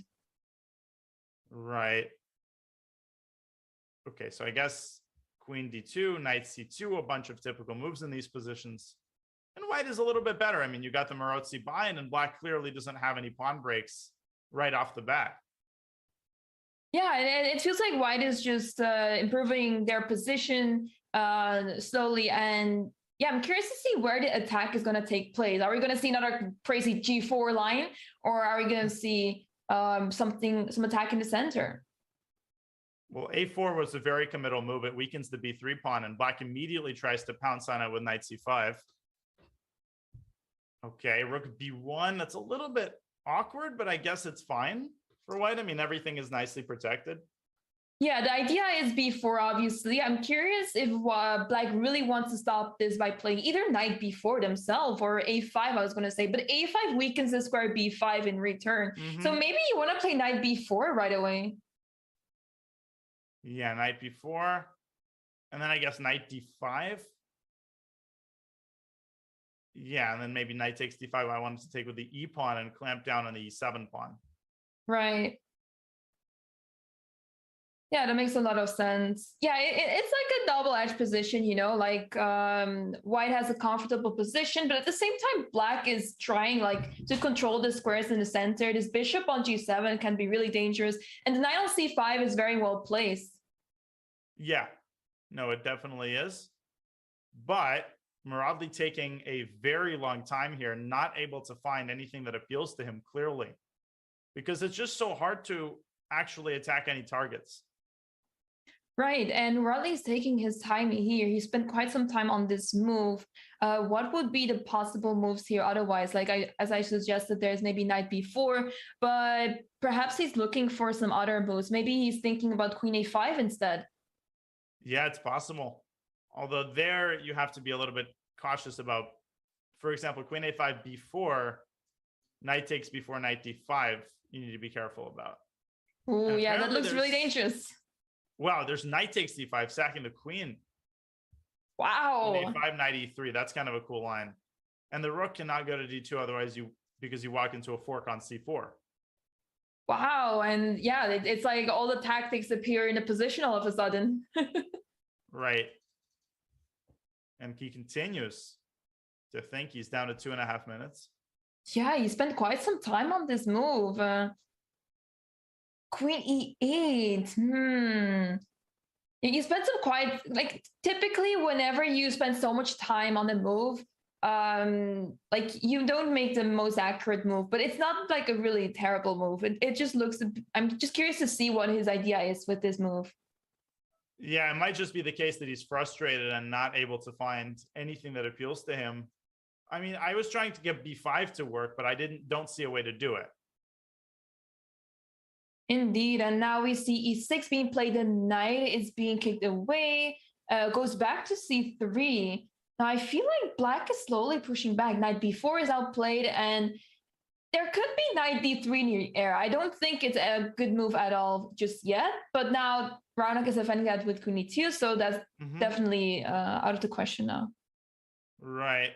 And somehow Black has been able to position his knights in such a way that White is now experiencing some difficulties in terms of getting his knights back and attacking d6. So both sides kind of in a weird sort of standoff here. Indeed, yeah. And yeah, Muradli is down to 2 minutes. It's quite a big time advantage for Raunak, which is why he has the possibility now to take some time. What is he looking for here? Does he want to play f4, f5, or would it be a little bit too much? No, I think, f4, f5. I was actually thinking Black might try to play f5. Right. I was thinking Black might try to play f5, but White maybe, but then that weakens the e4 pawn. Yeah. Yeah, it's a little bit hard to see what White can do, actually. Now with the knights dominating on the queen side, it becomes suddenly very unclear for White what to do here. Yep, and as reflected by the fact that he's taking his time. Yeah, I'm curious to see if he's gonna try like some pawn push on the king side to try to spice things up here. Maybe h4, but that doesn't seem very congruent with this. Usually with these types of positions, I would just go rook d2, but then already there's d5. Yeah, I think that's indeed the biggest problem of the position right now for Raunak, which is why he's spending so much time. And he goes rook c1. Whoa, bishop d4, bishop d4. Oh, dropping b3. I mean, he spent all of this time and then makes a bad blunder. That's crazy. Yeah, that is the danger of spending so much time. Sometimes you just have to follow your intuition. But yeah, this is definitely not a great move. And he goes for it. Bishop takes d4. That just happens sometimes. You spend a minute and you forget to check the simplest move. Like you outthink yourself so much that, you just forget what's wrong with the move in the end. Yeah, we see a big side there from Raunak shaking his head because he completely missed this. Yeah, he's in disbelief that he just spent 2 minutes and missed bishop takes d4 and knight takes b3. Okay, bishop f6 as he tries. No, there's no way this can work, though. I don't get it. Even if rook d7, I mean, even if White gets a queen to h6, there's queen f8. Yeah, indeed. Yeah, he is trying to prove that this bishop is super strong, but it's just not going to happen. Just rook d7, rook c7. Go after this pawn. And White has no entry points. I mean, d5 is protected by the pawn. This is just totally fine for Black. Yeah. Yeah, and Muradli is taking his time now. Okay, he goes for rook d7 after all. And knight d1, where is the knight going? I guess e3 to defend the pawn on c4. And maybe he wants to go to h6 with the knight, actually. But what is the follow-up after that if you get your knight to h6? Maybe he wants to play queen b2, bishop g7. Right. Okay, there are some ideas here. But with precise play, Muradli should be able to defend this. But d5, yeah, now the position is exploding. White doesn't even have time to bring the knight into g4. Black can go h5 if he's so inclined. Or maybe just d4, e5. Whoa. I don't know why. I don't know why you allowed the knight to come to g4. Why not just go h5? Right, now it's getting really dangerous indeed. Queen d2 is attacking on b4. And knight e5, queen g5, and knight g6 becomes an idea. This is a problem. All of a sudden, still winning for Black, but a little bit more messy than it was just a couple moves ago. Yeah, I guess we can take the pawn d4 if we want to, but he goes g4. Wow. No, he wants to open up the g file. So Black has to react to that. He goes knight c6. Wait, what if gh? I guess he just wants knight e5. Oh, and rook c4. Oh, that's the threat. Knight e5 and rook c4. Right. Yeah. Yeah. Knight c6 is a very good move, especially in such position. You know that you have a better position, and you are well. If you don't do anything, you're going to get checkmated on the king side. So that's one of the reasons why knight c6. He's trying to get rid of one of the attackers, and that's why Raunak decides to slide back the knight to d3. Yeah, got to keep as many pieces on the board as possible. King h7 is a nice move. If g takes h5, he's preparing queen h6. Yeah, what a very solid defense here. After that tiny mistake there, now he's playing very well to try to hold the position and make sure that he keeps up the advantage. F4 by Raunak, covering a couple of important dark squares and trying to tempt black into taking on g4, which honestly, I don't really see what's wrong with that. I guess maybe some sort of a maneuver. But again, you're always running into this queen h6 problem, right? Whenever you give a check on h4.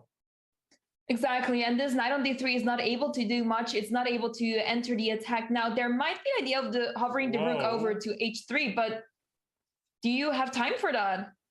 Well, rook f1, I think you might. Rook f1, rook takes c4, rook f3, and the knight covers c1. So I think you should try rook f1, especially in black's time pressure. Yeah, this is not so clear anymore. It's crazy how Raunak is capable of making the position so complicated. I mean, just like all, young players these days, he's so incredibly resilient and he's able to find tactical opportunities in totally lost positions, sort of a la Fallujah. Knight g8, bishop b5. Rook f1, bishop... now rook f1, bishop coming to d6. No, yeah, I think there's no counterplay here in the immediate counterplay for black. I'm not seeing it. F6, yeah, this is all F3. He's queen e6 even. Oh, yeah, that's a lot. I mean, even rook e7, I mean, you drop the rook on c8. That's a lot. But your move is also fine. Rook f3. Oh, now. Oh, rook f3. I think queen h3. Queen h3, knight h6, and bishop f6. Oh, wow. What a tactic. And bishop g5, bishop h6, and a heartbreaker for Muradli.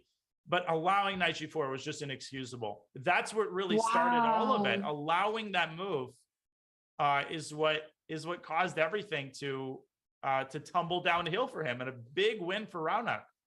Yeah, that seemed so hopeless, and we were not believing the bishop f6 move, but he proved all of us wrong. He was able to make that so exciting and so sharp, and it was very difficult suddenly for Muradli to defend that.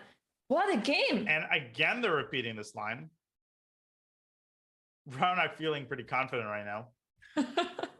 Although, yeah, and again, absolutely. he repeats this and then he starts thinking in this position, which is so odd to me, right? It's not natural. I guess maybe he knows this is okay. Maybe this is still in his preparation. He just forgot what the move was. Yeah, I'm guessing that he's spending his time again now. In the previous game, he played queen e6. I'm curious to see what he's going to come up with now. Maybe we're going to see something more aggressive because that will fit his style. That fits his style as well. Something like b5 maybe. Or starting with a5 would be maybe a bit more accurate. Right. And he's continuing to think. I mean, I just don't like fundamentally the idea of allowing e4. So I feel like just on a fundamental level, black's position is not sound as he goes queen e6. But the eval bar, I suppose, disagrees. Yeah, after almost a minute, he still decides to go for queen e6, the move he played previously. Fine. And again, we're going to get this structure where white's got the potential for a passer, which decided the game in their last. And again, they're going down this line. Anna, I'll leave you for 15 seconds. I'm going to go grab a coffee refill. Of course. Go ahead. All right, let's have a look, guys. So we're back to this position where the queen is on a2. And it's not so, I mean, we saw in the previous game, it was not so easy for black to get out of there, and Muradli had a fantastic position. So I'm curious to see how Raunak is going to deal with this now, because obviously the players have barely time to analyze their games during this match. So maybe Raunak is sensing that there's something else going on here. But I'm not seeing it myself, and I'm curious to see what he has in mind. White does rook a1, forcing the queen to go to b2, and, well, if the players want to, there might be a perpetual, but I'm not, a repetition that is. But I don't think they're going to go for that. Raunak avoids it with queen c3. That is not a spot you want the queen to have. So yeah, takes b7. And it seems like white is just crushing this game. I mean, they got the pawn back now. And having no pawns in the center, that's definitely not pleasant for black. All right, Queen D2. It's at least like what I like about Ranak's play is that he's trying his best to make the position as complicated as possible. And it's like one of those positions that we saw in the previous game that Ranak is able to exploit. Even though it seems like it's completely hopeless, he's able to make the best out of it and confuse his opponent very well. Yeah, I heard everything you were saying. That was well commentated. So Thank it looks you. like White is just no, incredibly. I think White is just winning. Yep. I mean, two connected passers, and I mean, this just looks like garbage. Rook E2 and Rook A2, for instance. Yeah, and I'm not sure why Ranak is still going for this line. I mean, I was hoping he's seeing something here that was like just last game he was able to find something crazy, but I'm not seeing it this time.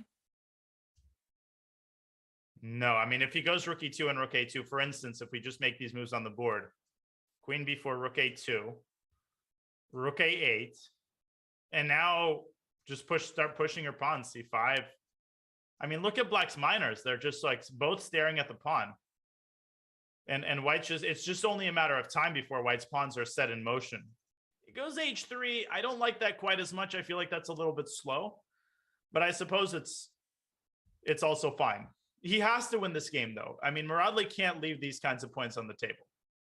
Yeah, indeed. And what I found really interesting is that, we all see the eval bar saying that it's +3 right now, despite we're not really seeing that on the board material-wise. Like the material count is exactly equal. the same.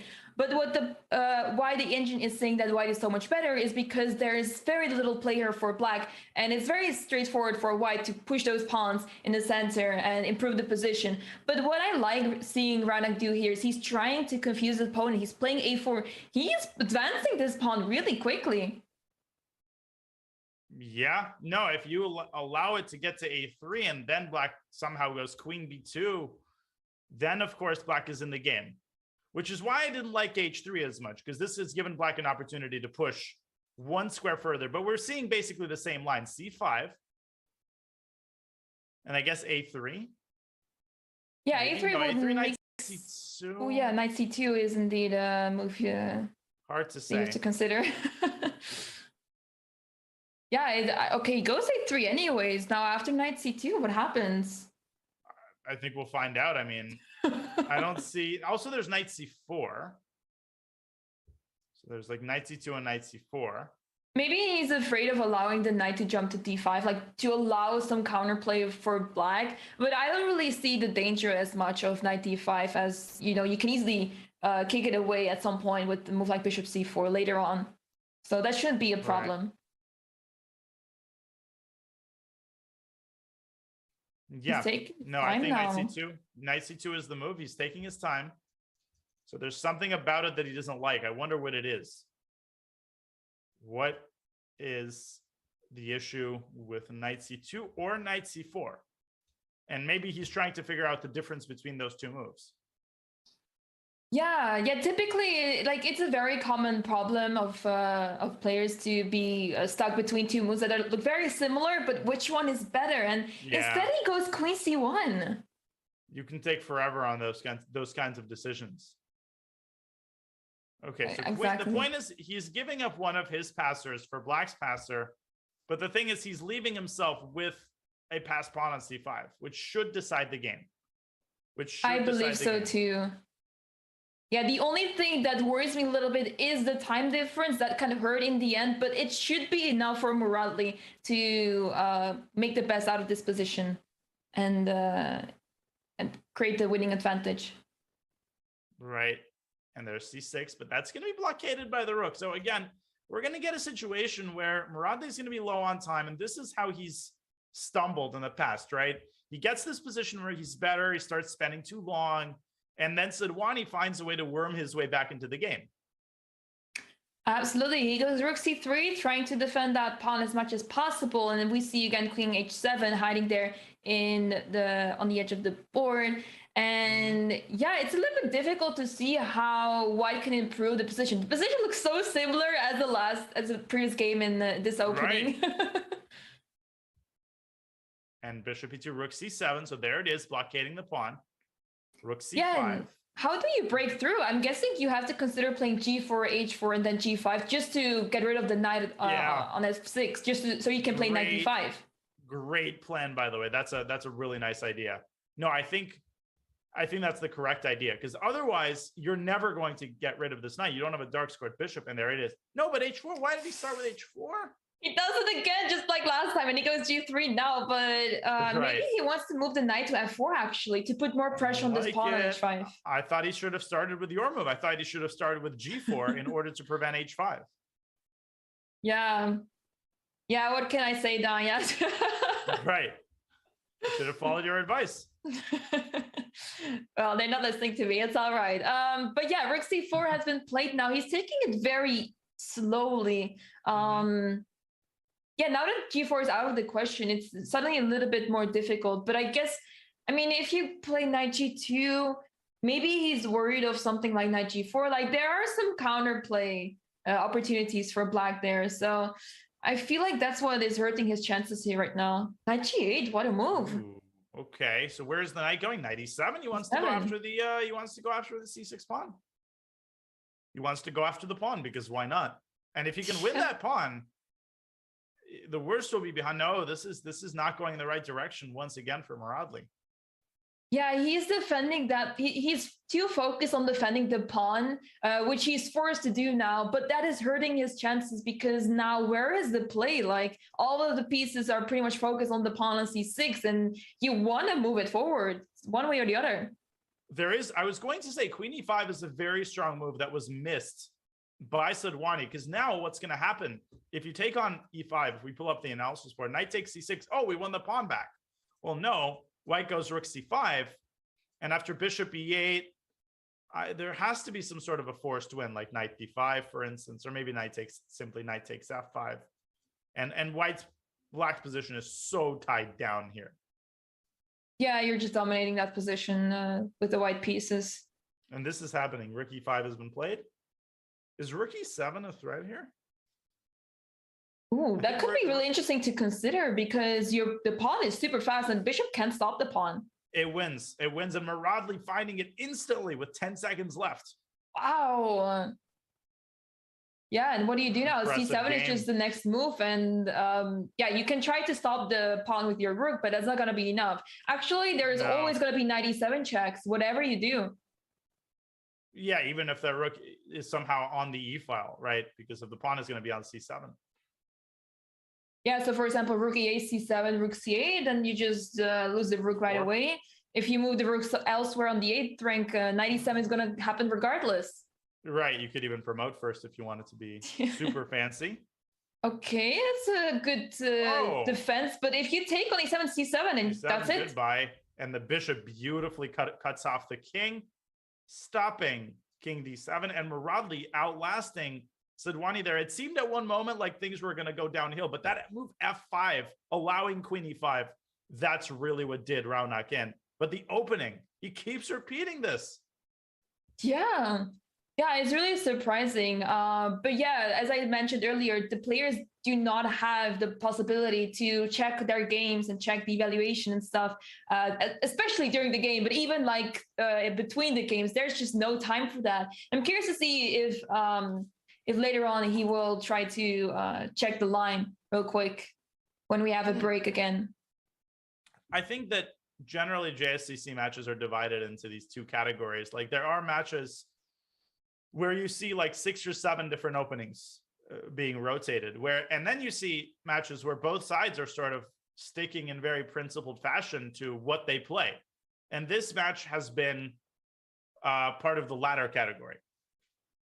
Yeah, indeed. And we are back now. This is going to be the last game of the 5+1 portion. And we're back to the Sicilian, where Raunak decides again to play very aggressively. And Muradli is taking a different approach. He's playing h6 early this time. He's playing h6 early, trying to discourage g5. The problem is that g5 might still be a threat after Sadhwani goes bishop g2, because the rook on h1 will be protected by the bishop. Yeah, indeed. And I'm curious to see where the king is going to castle, because I feel like in this position, it might be more difficult for the king to stay in the center. And I feel like Muradli is taking a better approach this time than the previous time when this opening was on the board. Right. No, I like this more, but now I don't see a clear way to stop G5. I still think G5 is going to be a big problem. Yeah, I fully agree with you. And Muradli is taking his time right now. And yeah, I'm guessing he has to consider a move like knight bd7 to c5 or queen c7 for that matter, because e5 might be a move in some positions as the bishop on b7 is undefended. Mm-hmm. Yeah, I mean, if you had played bishop b7 there, like you said, knight fd7, and that's partially why he drops his knight back. It's to prevent both g5 and e5 and make sure that doesn't come with tempo. Right. And yeah, now g5 looks a little bit odd. I mean, you can still play it to continue the attack, but you're not threatening as much anymore. And yeah, he will have to bring more resources to make an attack happen. Although you might actually consider playing g6 if you're while you're at it. Oh, no, definitely. I mean, and that's why if white goes g5, yeah, black should be the one to go g6 to prevent white from shattering the entire king side. But no, I wouldn't resist going g5 here with white. I would throw that in at some point very soon. Exactly, and he goes queen e2. Typically, we see queen d2 being played in all of the Sicilians possible, but here we see queen e2, which is quite an interesting change. Right, queen e2 preparing to castle queenside, and taking on h4 here. We're not even talking about. I don't know if anybody in their right mind would do that. It's a pawn, Diane. It's a free pawn. Yeah, totally free pawn. I mean, best pawn in the world. Just what could possibly go wrong with taking on h4 here? Yeah, so he goes knight e5. He's not taking that pawn. He does not like free stuff, just like you do. But he goes knight e5 to probably prepare for knight c4, and white decides to castle long.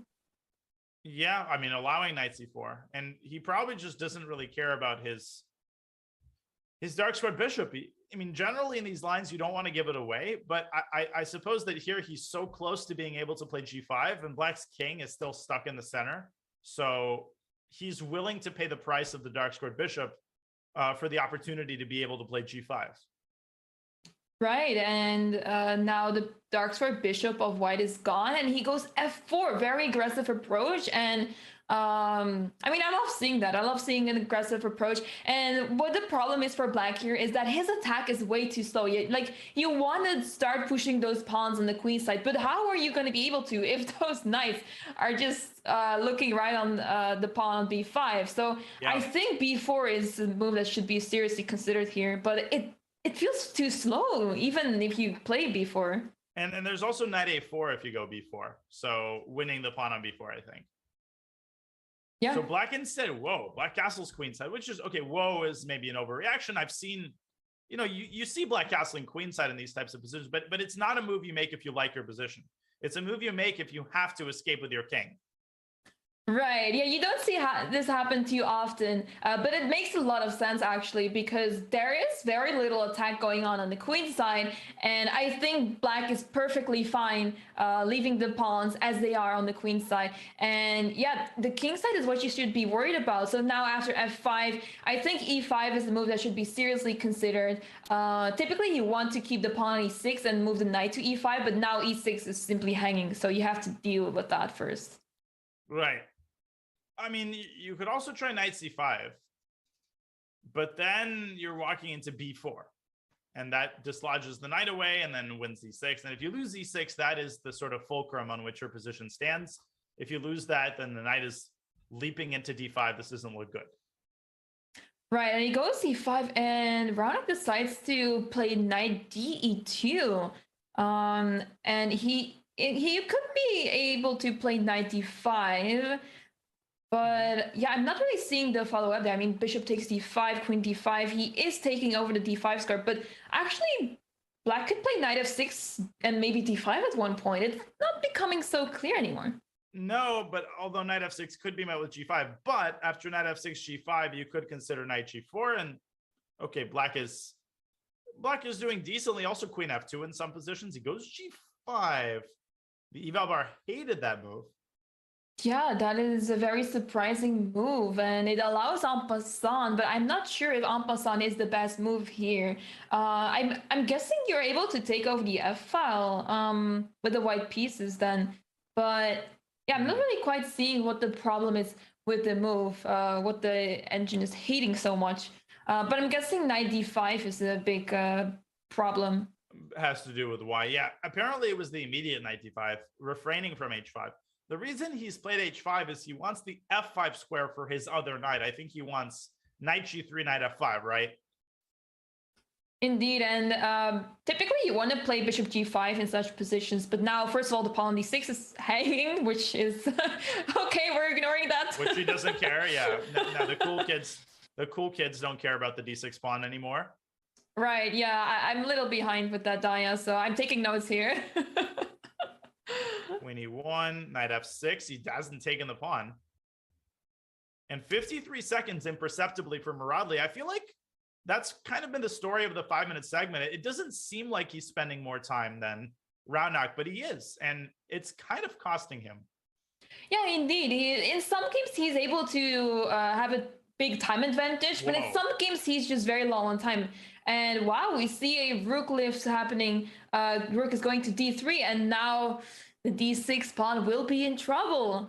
Raunak clearly in his element in these positions. He just finds these ideas really quickly. And just look at Muradli's clock. He's down 2.5 minutes. I don't see him pulling this one out. Yeah, I think the problem in those positions for Muradli is that, first of all, it's really difficult to deal with this. I mean, like, Raunak is just pushing all those pawns at you, just throwing them at you, and you have to find a way to stop them. And that's why, like, Raunak is in such a comfortable situation. And now Muradli is trying to defend d6 as much as he can, but it's going to be very difficult for him. If you move your knight back to e8, then white can jump into d5. He's down to 6.5 seconds. Bishop h3, creating a skewer. Black now hanging by a single thread. Okay, knight d5. Now a desirable trade for white. Maybe the other rook comes into d3 and b3. There's a gazillion ideas here. Black is totally tied down. Yeah, and I would say that, you know, just by looking at the clock, I would say this is completely lost for Black. Like, it's going to be really difficult to get out of this with 6 seconds on the clock. And now, is there knight d5? Yeah, takes an e5. Takes an e5. I love it. Goes. He plays it. Nice catch. And rook takes e5. There's queen takes e5 as your. That was the idea. Now e6. Yeah, e6 makes a lot of sense. You cannot take on d6. The pawn is pinned on the e file. Right. Queen f2 instead. He cannot take with the pawn. Thought queen b6 there was a lot better than queen takes f4. Yeah, I think he overlooked that, because after queen b7 you obviously take the rook, so I think he overlooked that, and now he goes back to threaten it again. Okay. Oh, and he can play it again. Bishop g2. Bishop g2. It's over. Wow, that was so funny. He didn't see it. It's like, okay, I'll come back and do it again. But Muradli just, 1 second in these positions. How can you expect to hold these together for more than 10 moves? Yeah, that was some really fantastic play by Raunak. Both players, I think, need to work on some lines. I'm curious to see if they're going to work on them during the break, because, with the white pieces, Raunak had fantastic plays with this opening. But at the same time, Muradli had also fantastic plays in the opening with the white pieces. Right. So I'm curious to see if they're going to check on those lines real quick. Both of them had their opening, and in a 3-minute time control, you just don't have as much time to adapt. And so this, as you're saying, this is going to be one of the main areas of battle. Who can make more positive changes in the opening, and can Mohammad Muradli manage his time better as Raunak jumps out to a 2-point lead at the conclusion of the 5-minute segment? We will take a short break, give the players a breather. This promises to be a very close match. The quality of play has been very high. You're watching the Junior Speed Chess Championship presented by SIG. We'll be back with a 3+1 segment at the other end of this break. See you in a bit. Welcome to my world. Time to attack! A knight on the rim is grim. Are you sure you know what you're doing?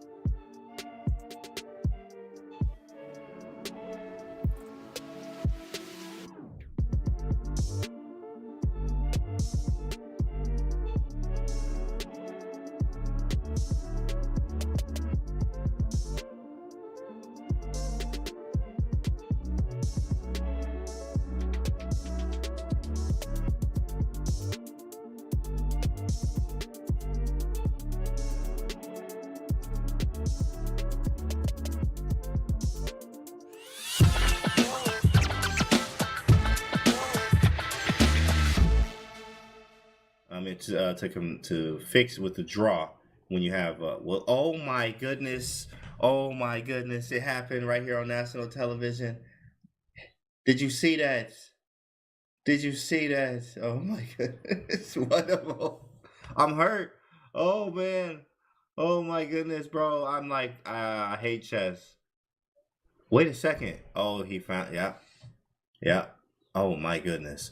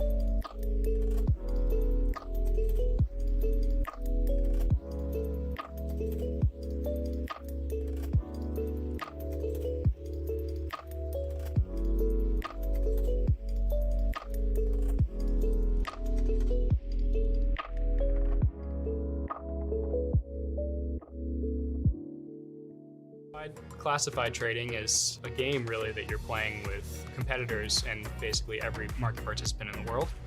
My path, I came in as a poker player, but I think that the main thing that everybody has in common is a sense of competitiveness and interest in gaming and strategy in general. Yes, you can actually use gaming skills for your career and for something to do on a day-to-day basis.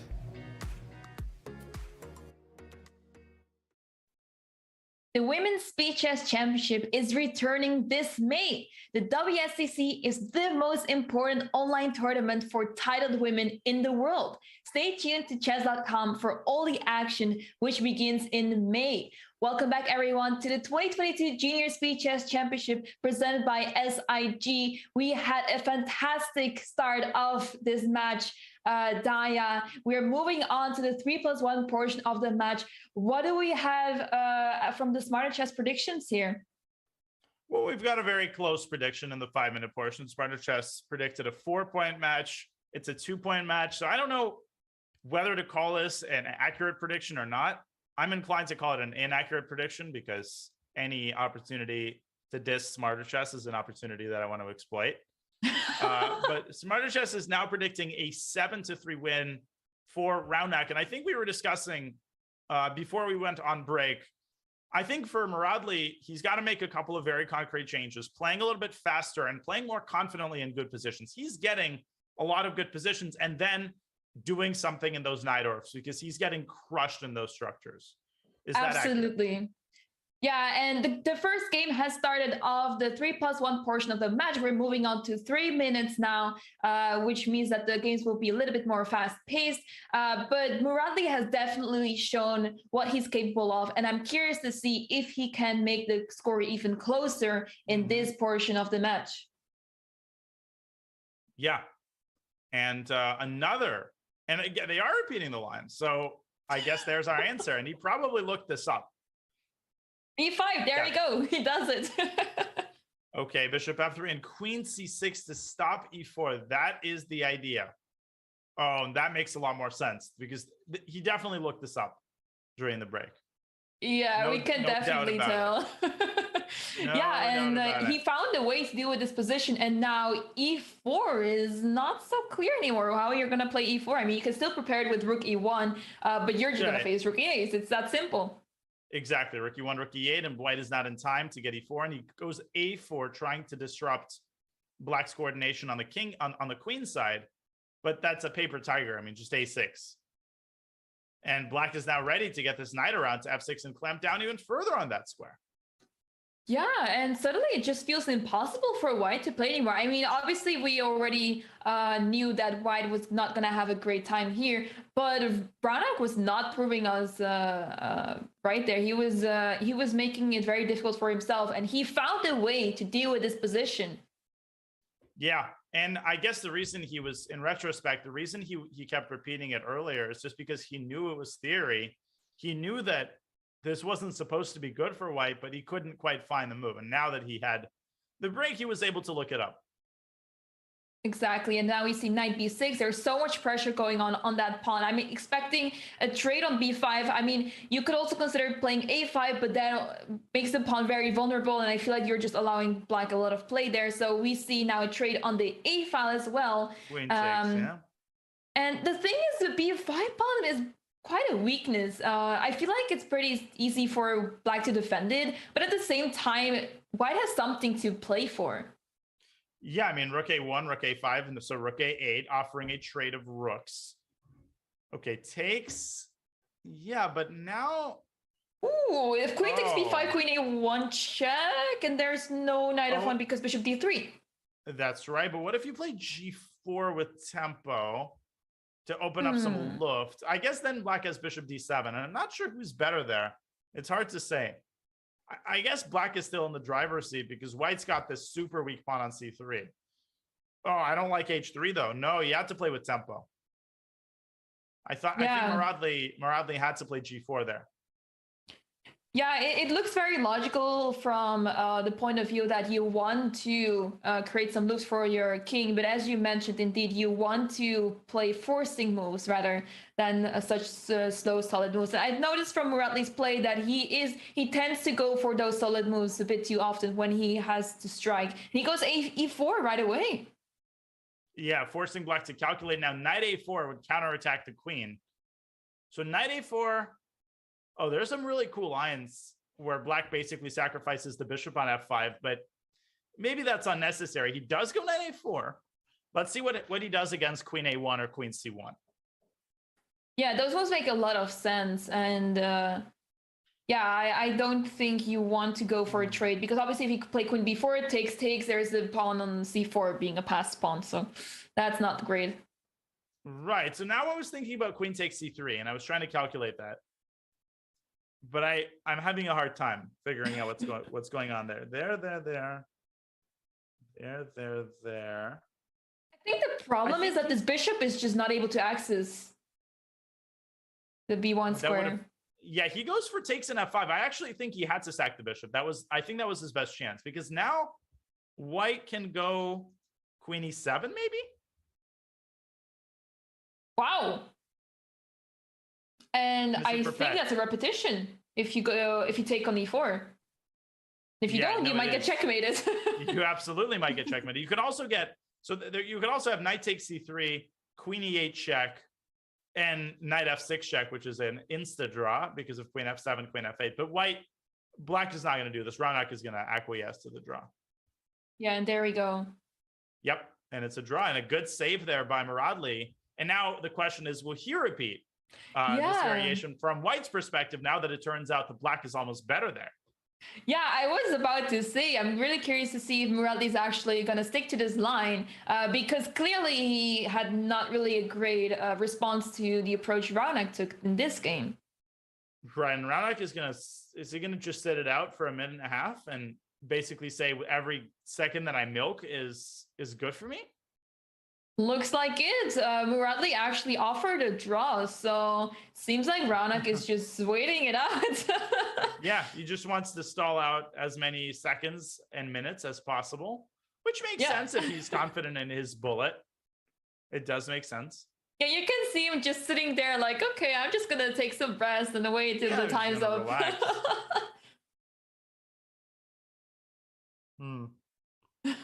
As he's thinking, yeah, queen takes c3 here was indeed a possible move, but yeah, takes knight e2 check. Anyways, this gave some winning chances, but not too many. And now he finally is about to take the draw. No, he's still trying to like not repeat if possible. Yeah, that it helps a lot to be in a position that you're not losing anything, and the 1 second increment also helps a lot. Like it's not like you're gonna flag all of a sudden. You can just wait it out. Okay, he goes for it anyways. Right, and finally a repetition. Took some time, but we got there eventually. Okay, we're back to the Sicilian.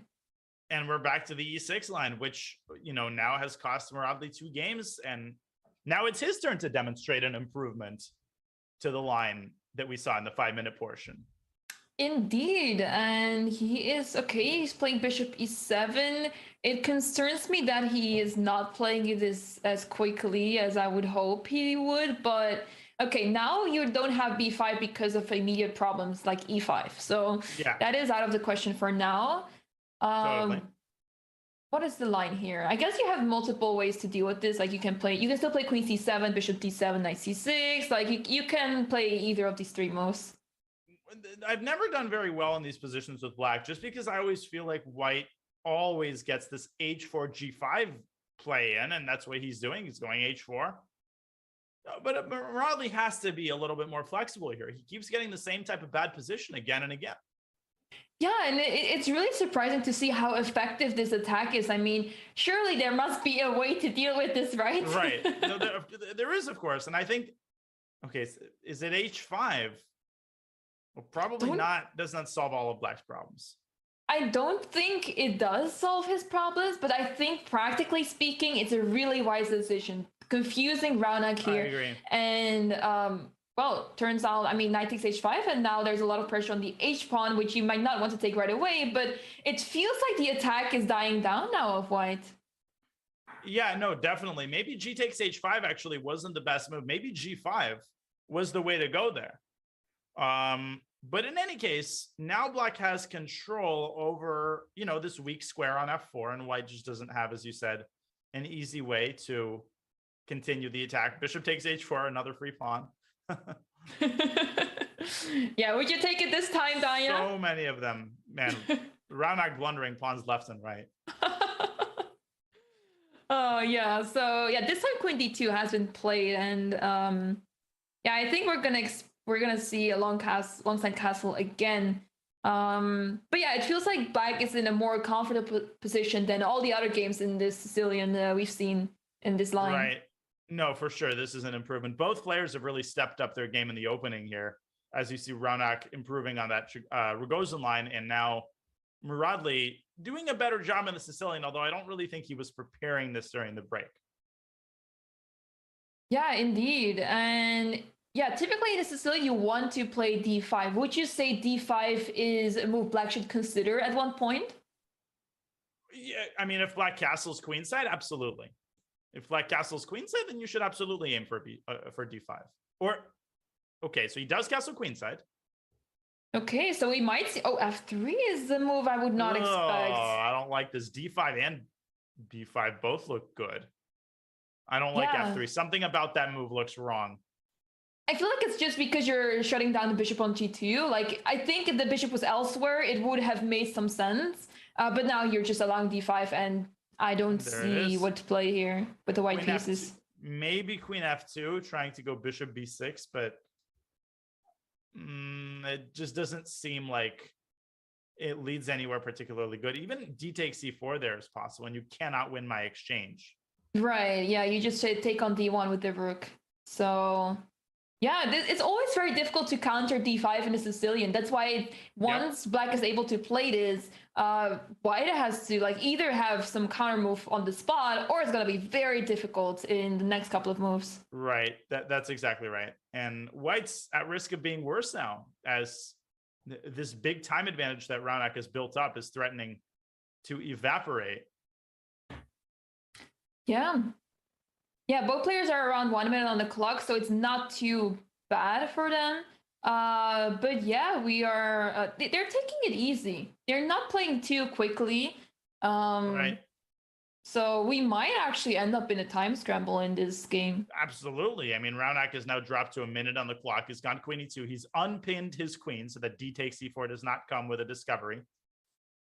But Black could still play d4 and isolate White's pawn, and Raunak has to deal with all these weaknesses on the king side. Yeah, and suddenly the e4 pawn is also very vulnerable. Now it's not the worst thing ever, and it's also very easy to defend for White. But I'm not seeing the play here for White. It's not that simple anymore. No, it's bad. Bishop coming to e5, e4 under pressure. The knight on c3 will end up under pressure, and just a nasty position. Yeah, and nasty position. I really like what Black is doing here. Bishop on e5, looking right towards the knight on c3. I think I would want to take that knight just for the sake of it. I mean, despite losing the pair of bishops, I feel like Black has a fantastic position. Without question. And this fantastic position could even turn into a winning position if White is not careful. Like, there's a lot of stuff going on the queen side. Bishop b5, queen g1 in some positions. And no, this looks amazing for Black. Yeah, how the tables turn. And yeah, they're both now around 30 seconds, so they have to speed up very quickly. It's a bit difficult to see now what Black can do right in this moment. He goes queen d4. Because this knight on d1 is defending b2 very well, it becomes a little bit difficult to coordinate the pieces now for Black. Bishop e3 has been played now, and the queen has to slide. I would say maybe a4. Okay, goes to d6. Yeah, I thought he could have gone to a4, but now Raunak managing, and again, it's kind of happening, right? Already, I feel like the table's starting to turn just a little bit. Muradli down to 10 seconds, and he doesn't see what to do. Yeah, it's really difficult. Bishop f4, he's offering a trade. Knight. But where is the play? I think knight d3, and White is doing, okay, probably not totally fine, but e5 and e5. Queen d4? Yeah, and I think he just wants to take on c6, take on f6, and create a passed h pawn. Wow. Or knight b4 at the end. Knight b4. Oh, it goes queen g2 instead. Yeah, knight b4 looked really dangerous indeed. 1 second. Queen c6 and queen a6. What a chaotic position. Raunak's going to go for the win here, isn't he? Yeah, it's really crazy. You would say that White's pawns are much faster, but because the pawns are close to the king, I'm not sure how fast those pawns can actually push. Queen c3, you have to be careful of that at one point. Yeah, queen d3, even there, queen c3. I mean, you always have knight c6, check. But the king is escaping through f8. The king is escaping forever, and you can't even go knight c6 because of mate, so that's why he went c4. Yeah, but this opens up the second rank. Oh, queen. And we're gonna see repetition again. We might. No, he's going for it. He avoids it. Queen b4. Wait, is queen b4 winning? I'm actually not sure because the king is able to catch the pawn, but yeah, but the pawns go really far. That would have been a ridiculous pawn endgame. But now, is it a draw? Oh, that round X out. Oh my goodness, the time! Flagging. That was a good pre-move there. C5. Queen F3. Queen F3. No, but now simultaneous promotion. Oh my goodness, it's not stopping. Now the queen b1 check, he go to a4. Black's king is very far away from white's pawns, which is concerning, and vice versa. Oh, why? King a5 preparing b6, but here comes the b pawn, and here comes the e pawn. It is an absolute mess. King e5, as if nothing's going on. King d4. b6, e2. E2? More pawn racing. And you cannot take on d3 because black will promote with check. 1 second. He's gonna play queen d2, I guess, but then queen. No, that queen d2 I think might have been the move. I think there was queen e2. Yeah, now there was it was possible to promote. Okay, another promotion. Oh my god, this is wild. Now white's playing for a win again because white's got the far advanced passer. White's gonna win. I think Roundhock's gonna win. Oh, queen c7 check. And it's unstoppable because white just promotes a7. And whichever way you check, white's queen and reposes with check, he's gonna win. Unbelievable. Wow, what a game that it was going back and forth. And Roundhock with an incredulous smile, he can't believe that he just pulled that off. It was insane. Both players had great chances, and there were 3 results possible in that game, Tanya. Is there anything more tilting than that? Yes. I mean, I don't know. No, actually, no. I guess there is, but no. This is like top 10. To play such a long game and to find so many amazing resources and then not even to pull out a draw is, I mean, recovering after that is incredibly difficult. Yeah, you have to start all over again. And now we are in a different line, actually. Yeah, now we're in an IQP situation, isolated queen pawn, with these moves a4, a6 thrown in, which is, of course, in black's favor because black now gets the b4 square as a stronghold for the knight. You might see Roundhock playing knight b4. Right. And yeah, you're just taking over control of the d5 square. And it's very straightforward here for black. And at the same time, white wants to put pressure on the king side, wants to start an attack. But I feel like black has a really solid position. Right. Yeah, knight b4, knight e5, I guess. So he goes queen b6. I think he's going after the d4 pawn. He wants rook d8. Yeah, that's a very nice approach. And this bishop on c8 might actually go to e8 just to give space to the rook on a8 and also just to have a very safe spot because this bishop, it doesn't feel like it's going anywhere anytime soon. Maybe it can go to c6 at one point if the knight decides to go to a5 or b4. But here we see d5 being played. Okay. Okay, so I guess he takes d5, is forced. He takes it. Maybe rook d8 there was also good. I don't know. He goes back to d8. Doesn't take b2. Queen takes b2, rook b1, like really dangerous. Yeah, indeed. Allowing knight takes f6 is probably not the greatest idea. Right, no. Not at all. So, yeah, it looks very balanced right now. Like, there's not a lot of weaknesses in the on either side. Maybe the best I see is like a5, knight b6, but that doesn't seem like that's going to happen anytime soon. We see h3 being played, stopping bishop g4. Stopping bishop g4. I think white is a tiny bit better here. White is a little minuscule edge because of that knight on d5 and its wonderful placement on the board.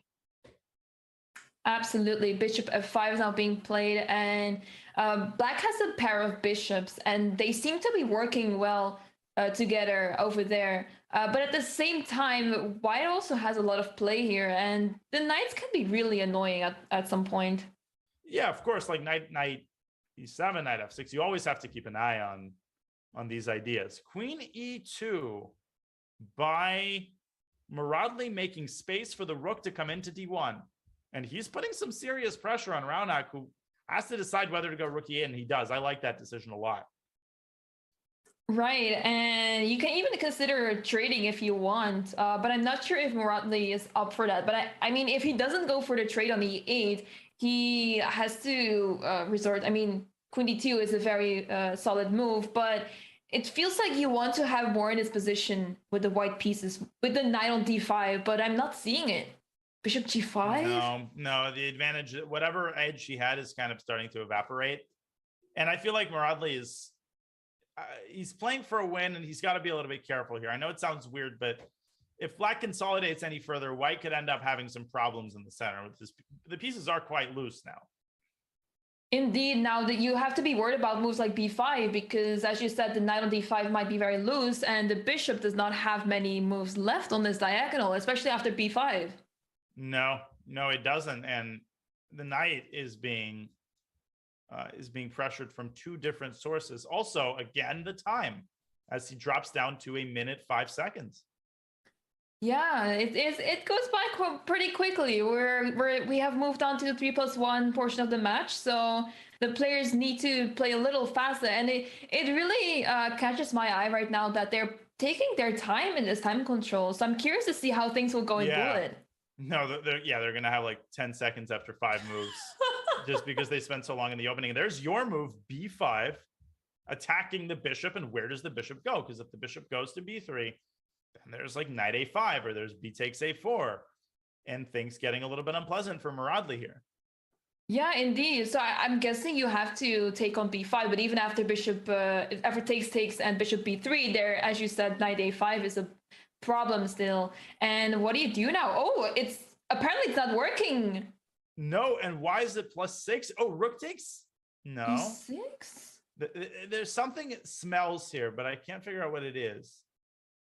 Maybe that you just C2. take on bishop c2. Wow. Oh, and after g6, then you take on e6. Oh my goodness! And if you play bishop takes d5, then you get checkmated with queen h7, queen h8. And if you play queen takes d5, then check and just bishop e4. I think that's simple. Wow! Devastating skewer. Oh, and he's done it. Rook takes e6, queen g6, queen e6. Okay, the king is still surviving, but yeah, knight e5 seems crushing. Right. And you just can't even defend with a queen on the 7th rank. Like you can play queen e8, but then just takes a knight c7, and that's just lost on the spot. Oh god, yeah, that's terrible. And queen takes c6. Now he's up 2 pawns for the this is over. And a big win here. But 13 seconds, maybe Raunak can create a little complication here. Yeah, we've seen crazy plays by Raunak before, so I wouldn't be surprised about that. Is he going for a repetition? Knight g6? I don't see anything forced. Knight g6 and g7. Where is it? Yeah, I don't really see the follow-up here. g3 is very quiet move. I mean, luckily for Muradli, there is no counterplay here for black, but yeah, it's not so clear. Yeah, h4 is coming. Queen d6, trying to trade queens. Queen e8, going to h8. Oh, queen h8, what a move. Yeah, queen d5, queen f8, and queen h8 is made, but that's apparently not the best according to the engine. Why not? What is black's move here? Oh, it's queen... Rook a1 check. Rook a1 check, yeah, and king g2. There's some shenanigans. Oh, king g2 walks into queen g2. You just take. Check. And that's why after king h2, there's knight d2 probably. That's so easy to miss. He goes queen d8, and now Muradli can stabilize more. This is insane. And now both players are down to 5 seconds on the clock. And now he gives the check, but it's a little bit too late. Yeah. Now the knight on d5 is very well defended. Back to f4, going around to e6. Where's the mate? h5? 1 second. Oh my goodness, they have to finish time. Oh my god, king g7, queen. It's made in 2, made in 2. Oh, there we go. There we go. Wow. What a game. That was very close there. But Muradli pulling one out, a big one. As we get into the halfway point, this match is starting to creep up on us. Muradli, he has to get down to business because you don't want to get into the bullet with a 3 or 4 point deficit.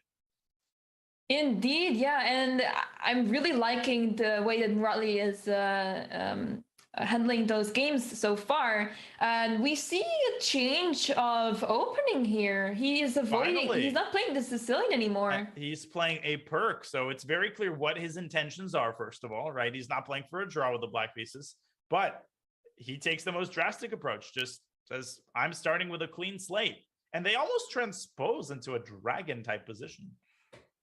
Yeah, indeed. And there we go. Takes on d4 and looks very similar like a dragon, as you mentioned. And I believe knight c6 now is a very logical move. There we go. And yeah, it's a little odd seeing the bishop on h6 so early. You typically don't see this in this position. No, you typically see the bishop back on e3, and only after white goes f3. And sometimes even h4 do you see bishop h6 played. But I think this is quite decent for white. I mean, you've traded off the dragon bishop.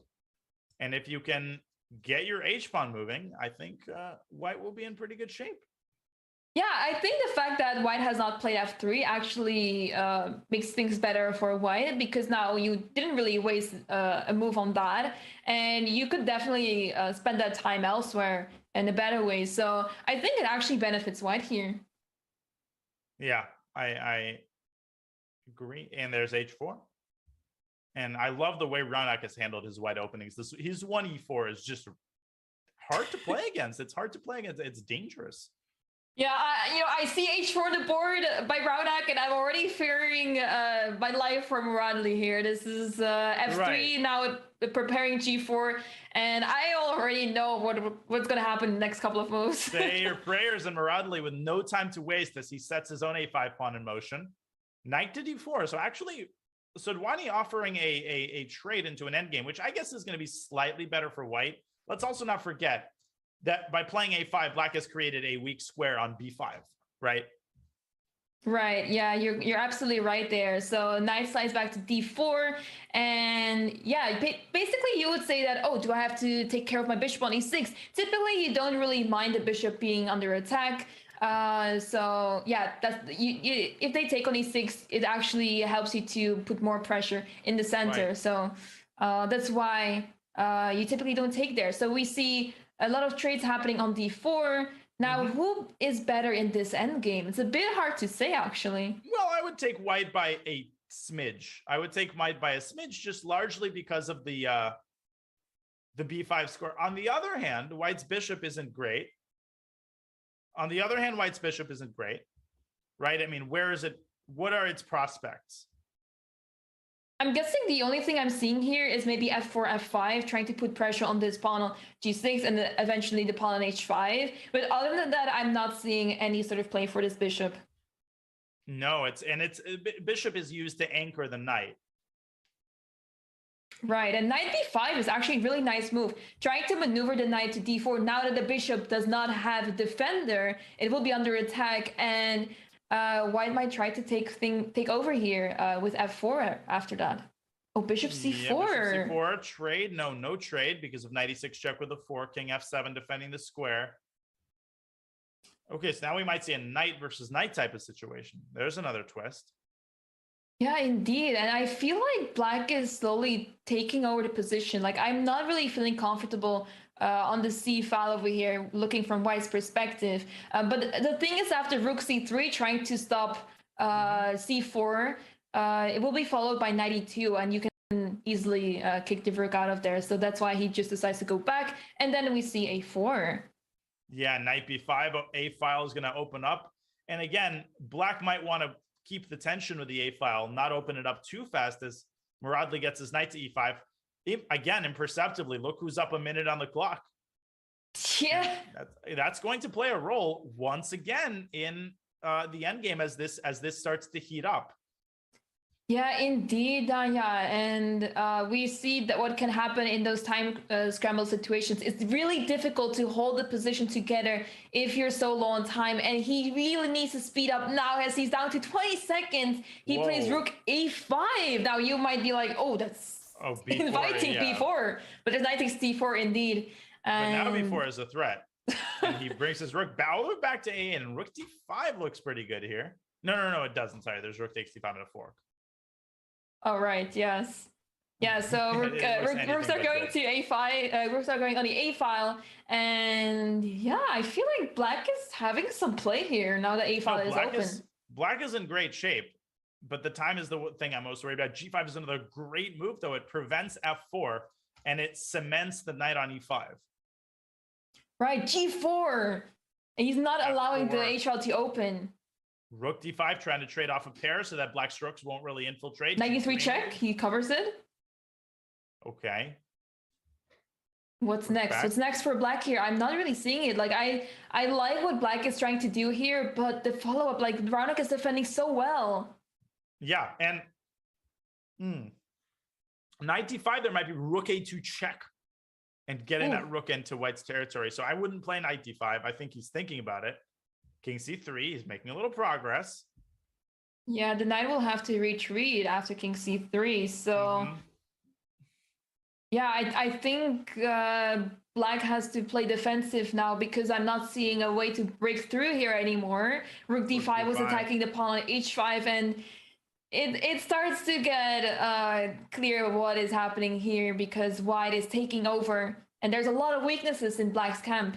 A lot of weaknesses, and most importantly, a lot of ways to improve white's position. You can get the king to e3, which is what he does. Muradli trying to get himself a little time with that 1 second increment. Rook b5 maybe, but then rook a7. How do you make progress there?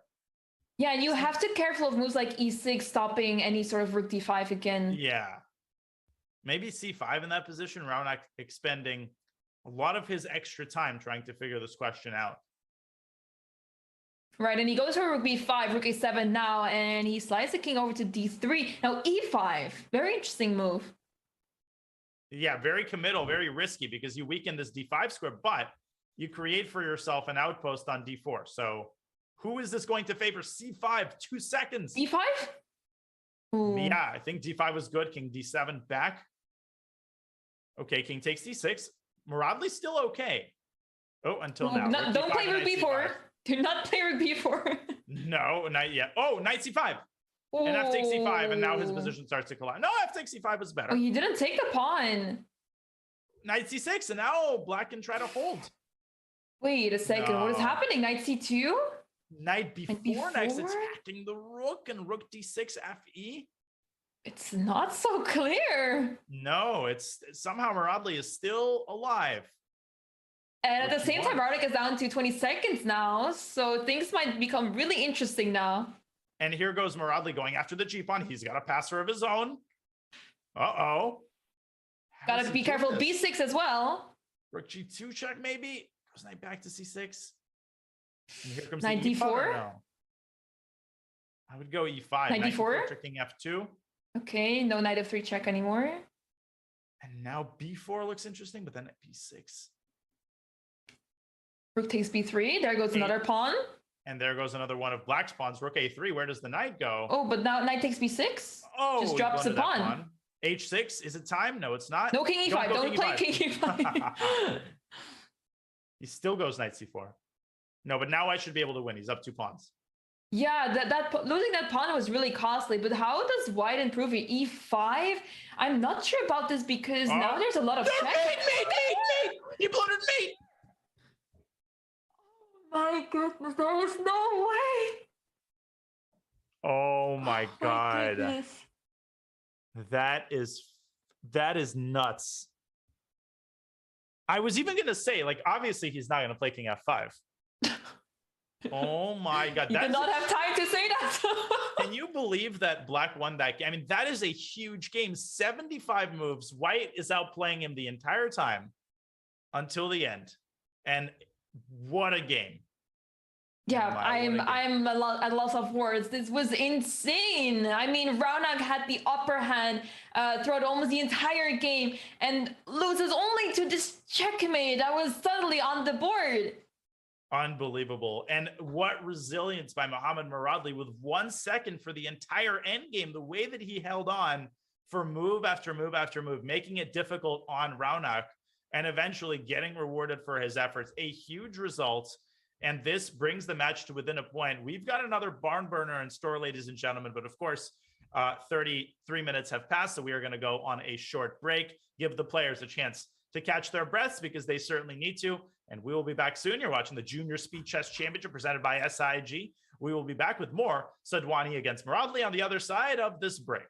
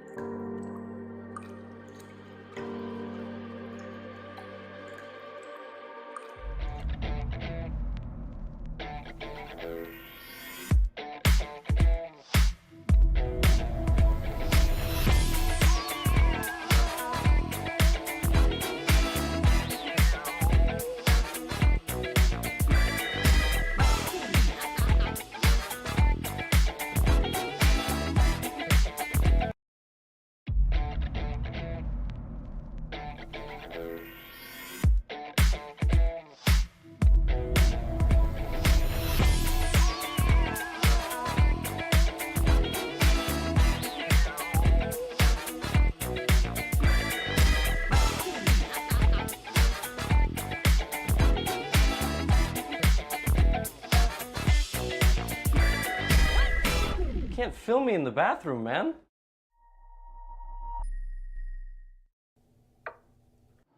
Yes!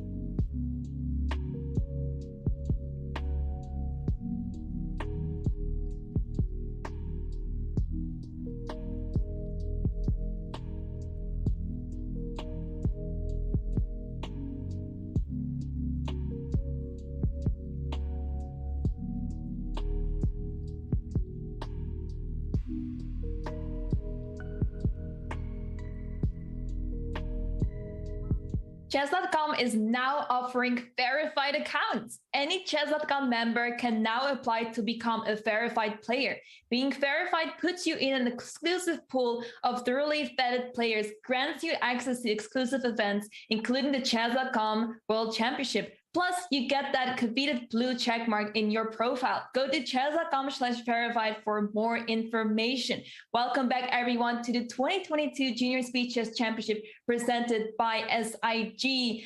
Daya, we had a fantastic start of the 3+1 portion in the match, finishing it off with the last game that was ending in a super surprising checkmate. What do we have in continuing with this 3+1 portion? That was nuts. I mean, that last game is why we watch the JSCC. You just never know when a moment like that is going to arise. But for Raunak, he has to pull the positives out of the match so far. He's up a point.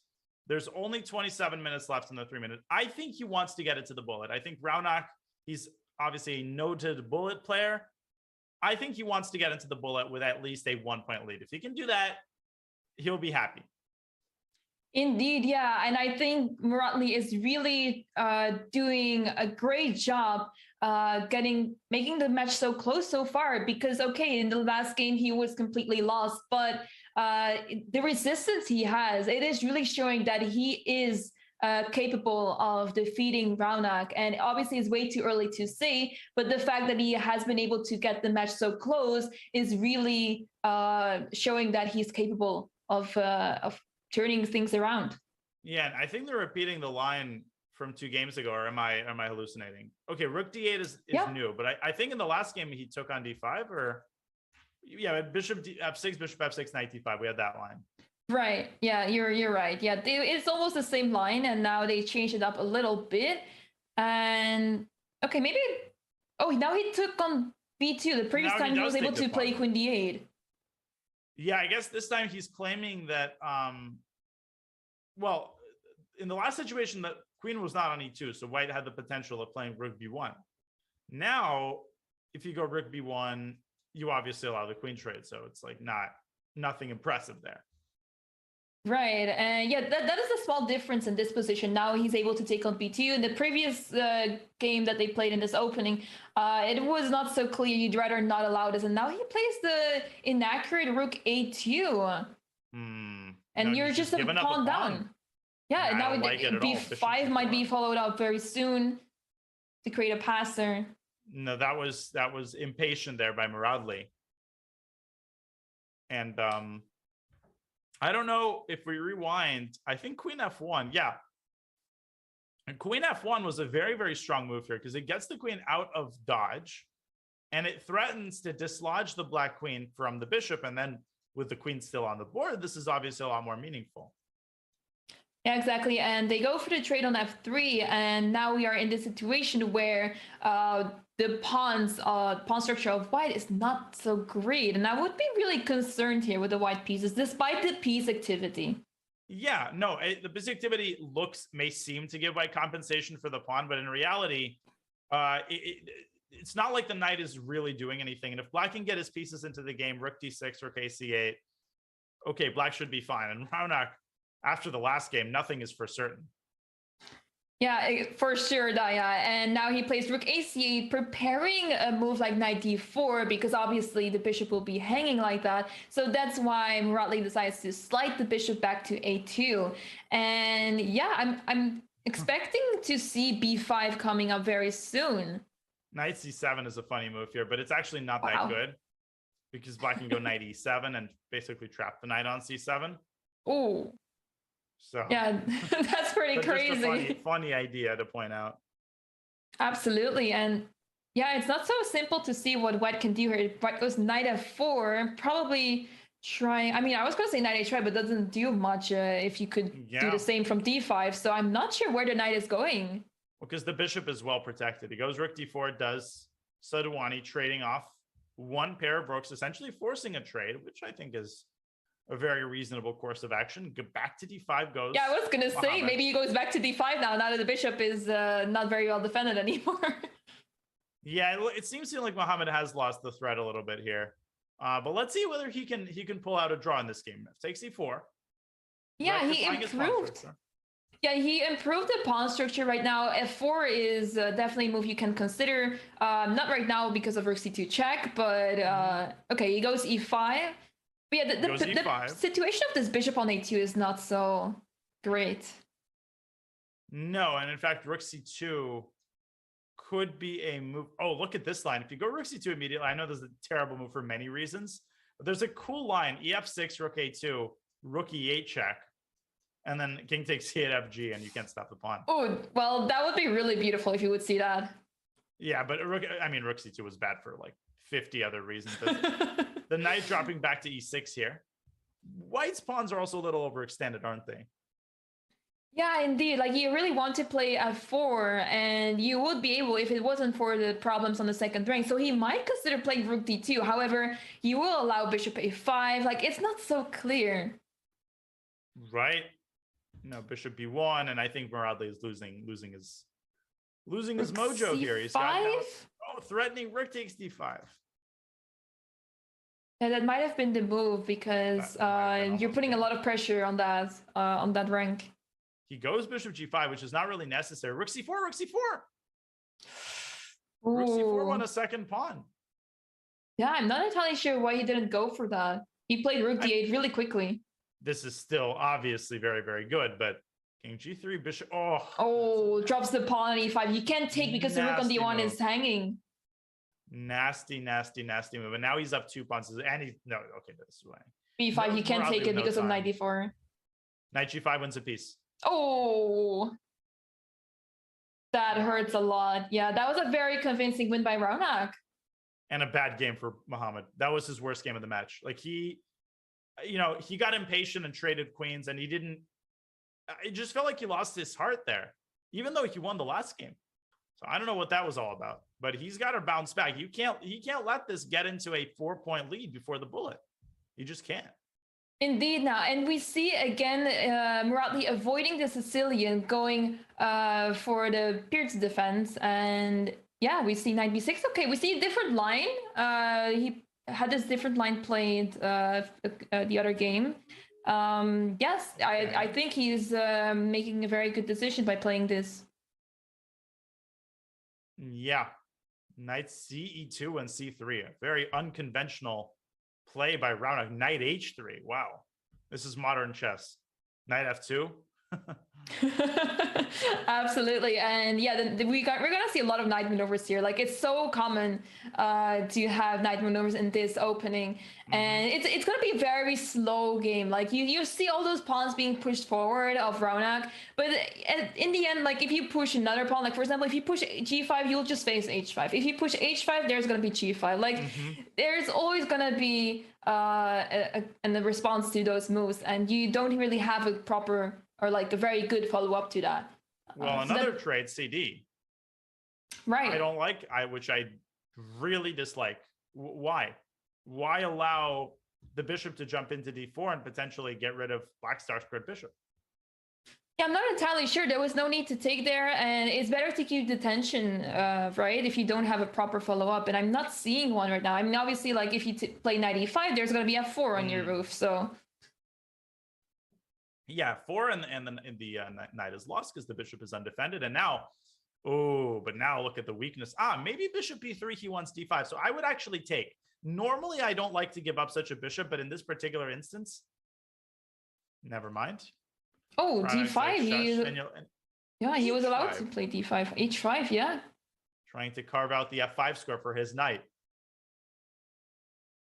Yeah, both players are playing for something here. Raunak trying on the king side and Muradli trying to respond in the center. And now after g5, the square f5 is available to the knight. Oh, that is a monster square. And you certainly don't want to trade it in for the bishop. Like you want to keep the knight here. Knight c5. Muradli desperately trying to create counterplay. Yeah, and short castle on move 21. Oh, well, it's about time. And now you cannot take on e4 because you lose the knight on c5 in the end of the line. Right, and funnily enough, like the pawns in the center are completely being ignored. Like it's like Muradli goes d5, and it's like, okay, Raunak is saying like, okay, what do you want? Go ahead. Right, be my guest. Yeah, go d5. It's funny. I was contemplating a ridiculous queen sacrifice, just like taking 3 times on d5, but you don't get sufficient compensation there. Right, and bishop b6. 97. Okay, so he just went bishop b6. Oh, he took on b6. Sorry, there was a knight there. Oh, right. I forgot there was a knight there. And now he's up in exchange in the pawn, but he's got a very bad bishop on g2 and a slightly flimsy king. So some work required, some work yet to be done for Raunak here. Yeah, I didn't even realize the tactic was possible, but yeah, he's just up in exchange now, and that That seems very promising. Muradli does have some counterplay here with the knight on f4, but I think because of the placement of the pieces, it's not going to be enough. However, maybe now you have bishop f8? Or even, yeah, bishop f8 looks good. I thought maybe e4, bishop e5 also. Oh, that looks very dangerous as well, making use of the fact that king on h2 is misplaced. Very, very Muradli-esque continuation, but he is not finding these, you know, these types of moves. He seems to be playing a little bit flat. Not that bishop f8 is bad. I think bishop f8 is decent. No, I totally agree with what you're saying. It's like whenever he has this opportunity to make things very complicated, he goes for the more solid approach, more laid back, and he plays a move like bishop f8, which makes a lot of sense. But there was something more concrete like e4. And it's costing him, I think, queen c2. Okay, goes d7, does Raunak trying to cling to the pawn. And eventually he's going to have to give it away.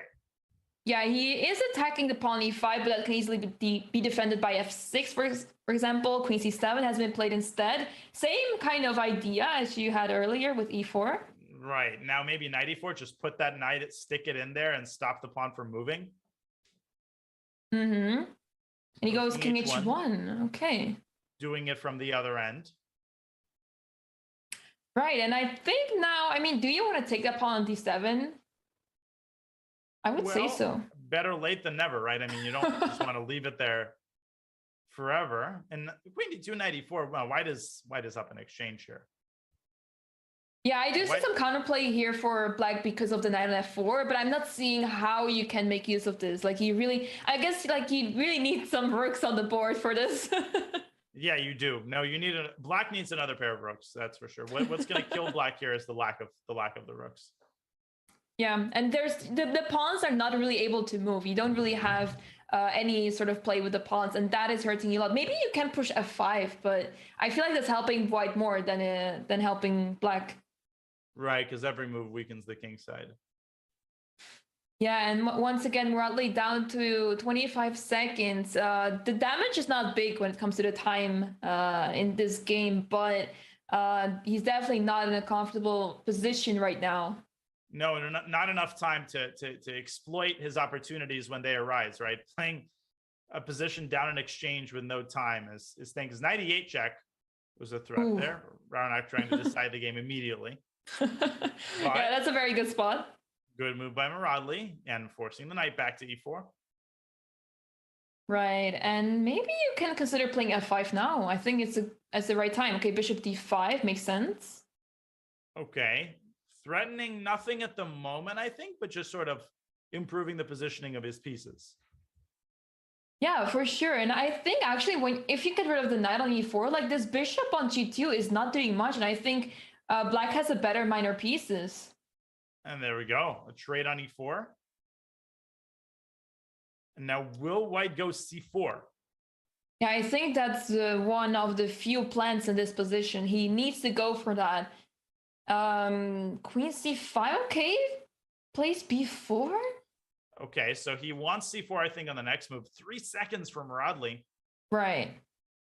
Queen a4. Still not able to threaten anything in this position. Bishop b3, shutting it down. Okay, now queen f1. Now queen f1. He got his first threat. Yeah, and the problem is the bishop on f6 is not doing much. You really need to get that into the game to get anything going here, but he's not able to. Yeah, it's like first car, first relationship, first threat. Bishop, I'm threatening queen f2. Okay, 96. Right. Queen d, but I don't see this happening, but he's got Raunak down to 7 seconds. Yeah, anything is possible here. Keeps trying to infiltrate, and wait a minute. Queen e3.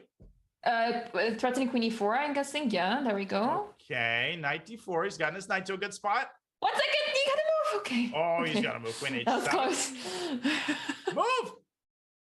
Oh man, both players are around 1 second. Raunak now is repeating. Raunak getting his king into the center. He's got to be careful. Move! Oh my goodness. Literally knight dropping d5 down check? 0.7 seconds. Yeah, knight d5 check. Move! Knight d6, fork! Ooh! He forked him an e4, e4 wins! E4 check! Oh my God, what is happening? He's switching. He has a pass pawn! 7, and it's going to be promoted. Queen e1. Oh my God, queen e3. Queen e5? Oh, he's gonna mate Queen him. B2 check or Queen C3? F2 is coming, but how do you actually promote now? You can't. You have to play Queen A2 check, I believe. But White's holding down the promotion square. Now White's pushing his pawns. Oh my goodness, what is happening? Queen E8 check could get mated. Oh my god, this is gosh. so close to being mate. Oh, Queen D5, but the bishop is holding down the pawn. You can't trade A7. Okay, goes B6. Queen D6. Oh, and A7, how do you stop the pawn? You're not able to. You have to get rid of the bishop. Queen E7 check. Oh, he takes B6. Oh my goodness. Oh, and it's over. That's not it. That's not it. That is a heartbreaker. Muradli, he's a monster. He found a way to get that he was so close, and you can see the frustration written all over his face. Wow, that was a really impressive game by both players, and especially Muradli coming back from such a horrible position, and it seemed so hopeless, and he was able to come back, and it shows his fighting spirit. It shows that he is capable of making something happen here in this match. But right now, the score is 9-6 for Raunak. Can Muradli pull something crazy off? And we're back to this position, Daya. I'm tired of this line. I don't know why Muhammad now is repeating it, because it's clear. It's clear that Raunak has demonstrated a knowledge of the ideas here. And okay, this is tilt. You can see that motion was, oh, why did I go for this again? I've done that so many times before. When you're tilted, you just sort of resort back to what you know, even if it's not good. Right, yeah, and now it's funnily enough, both players are playing extremely fast in this opening. Like typically, once they're around move 20, they're already like down to 1 minute each. So this is refreshing to see. They're preparing for the bullet, which is going to be epic, by the way. I think Muradli is going to be very determined in the bullet, and he's shown an ability to play very fast and generate crazy chances. So I'm very looking forward to the bullet. But first, we've got 10 more minutes, an important 10 minutes, because these next two games are going to decide a lot. Absolutely. And yeah, now we see h3 being played, and Raunak goes for bishop d3. Now, that is a very nice square for the bishop, but what does this actually do? I think the most important thing here is that it's looking at the square b1, so the rook is not able to access that, but it's also keeping an eye on the square e4, which is, I think, the most important square of this position. e4 is indeed under Black's control, under lock and key. Okay. Right. Okay, 2. Seems to be wanting to prepare rook b2 or maybe rook e1. I'm guessing rook b2 now. But you don't really have like another rook to support on the b file. I think that's the problem. No, this position is very nasty for White. Once again, a4 maybe? Yeah, that seems really interesting. Push this pawn. I would play rook b3 after that. Yeah, no, definitely. That's a legitimate idea, right? For rook b3. Sacrificing the exchange. Yeah, and he goes queen c7. Okay, very solid approach. Taking it easy. Yeah, it's not easy for White to make a move here. It's not easy for White to make a move here at all. Yeah, I mean, you want to play e4, but you're never going to. No. Yeah, that makes things a little bit difficult, and you really like have to stand here and see what Raunak is going to do here.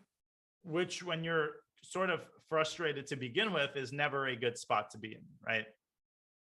Indeed, and now Raunak is preparing ideas like rook b1. Now, currently that's not possible, but you have to realize he played the queen c7 not only to defend the pawn a5, but he's also looking right on that square h2. Rook b2. I thought about rook b2. Rook takes a5, rook c2, and then the other rook comes into b2, and he's got piggies on the second. Wow. Yeah, that's some very impressive technique there. And then what can White do here? I mean, bishop d1? Do you want to play bishop d1? I actually think White might have to play bishop d1. But then there's already like knight e4 ideas, and I feel like that goes downhill really quickly as well. He plays it. So we're about to find out. Yeah, and what is the continuation here? Like, I don't really see it. I'm guessing you just have to improve your position with the black pieces. I mean, a5 is hanging right now, and I think unless you have something here concrete, you might want to try to defend that.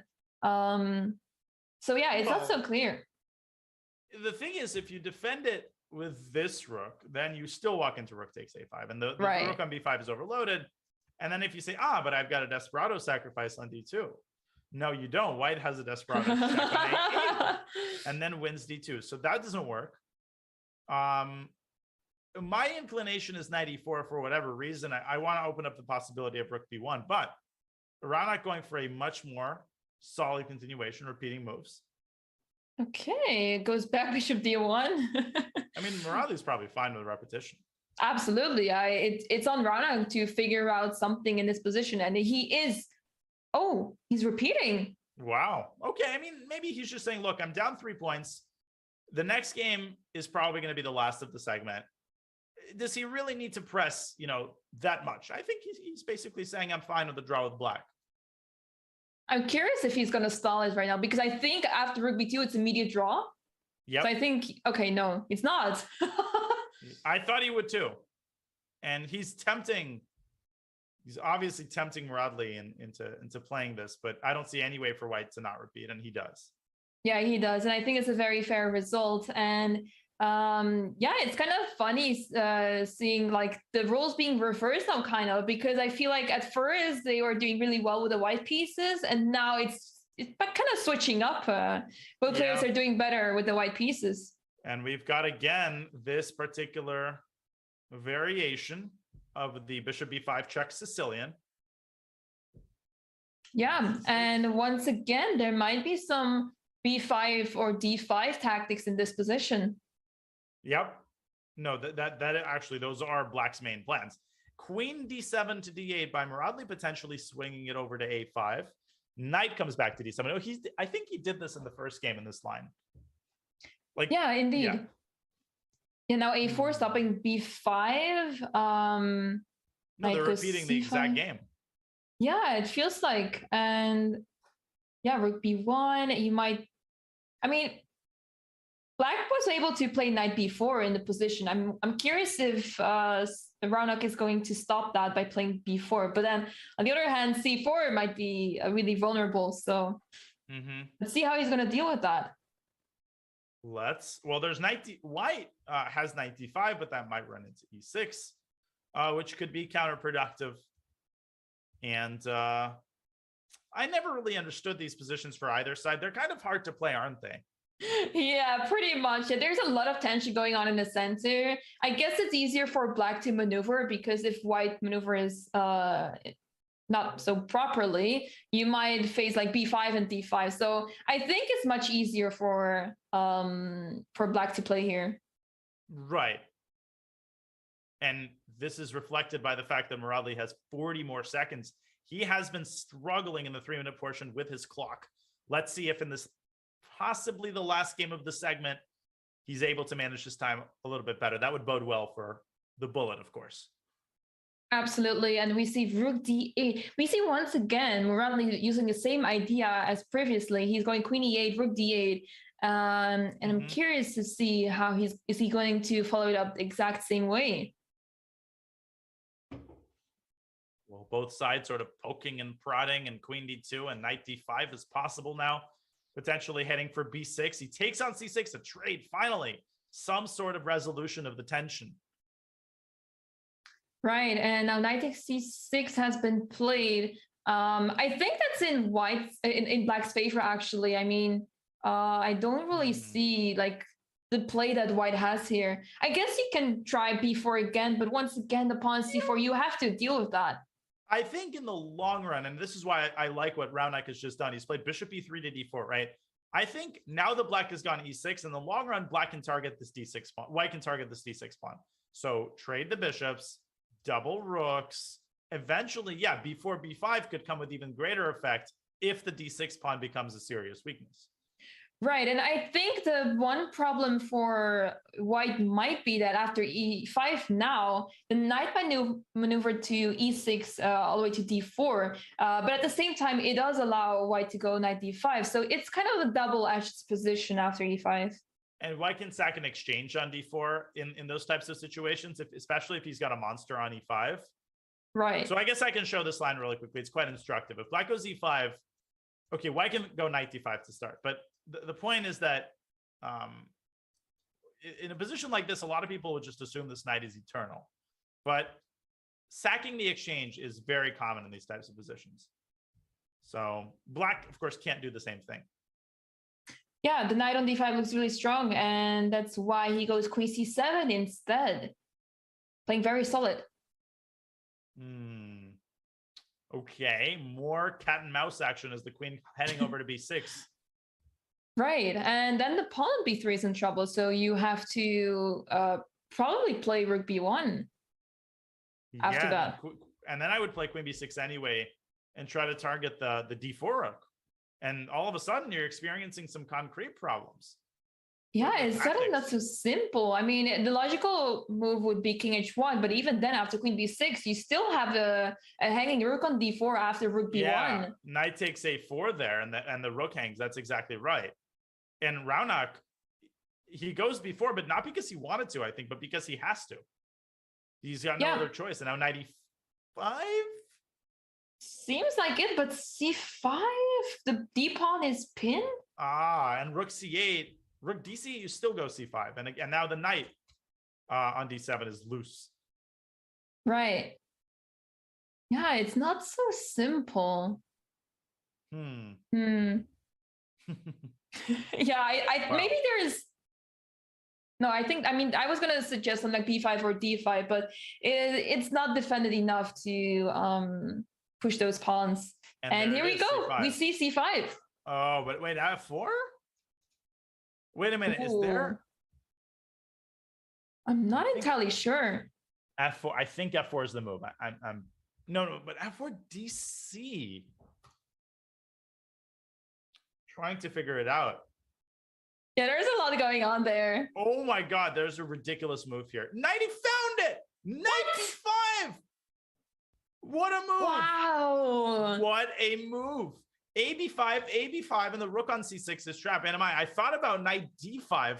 It didn't occur to me to play knight b5.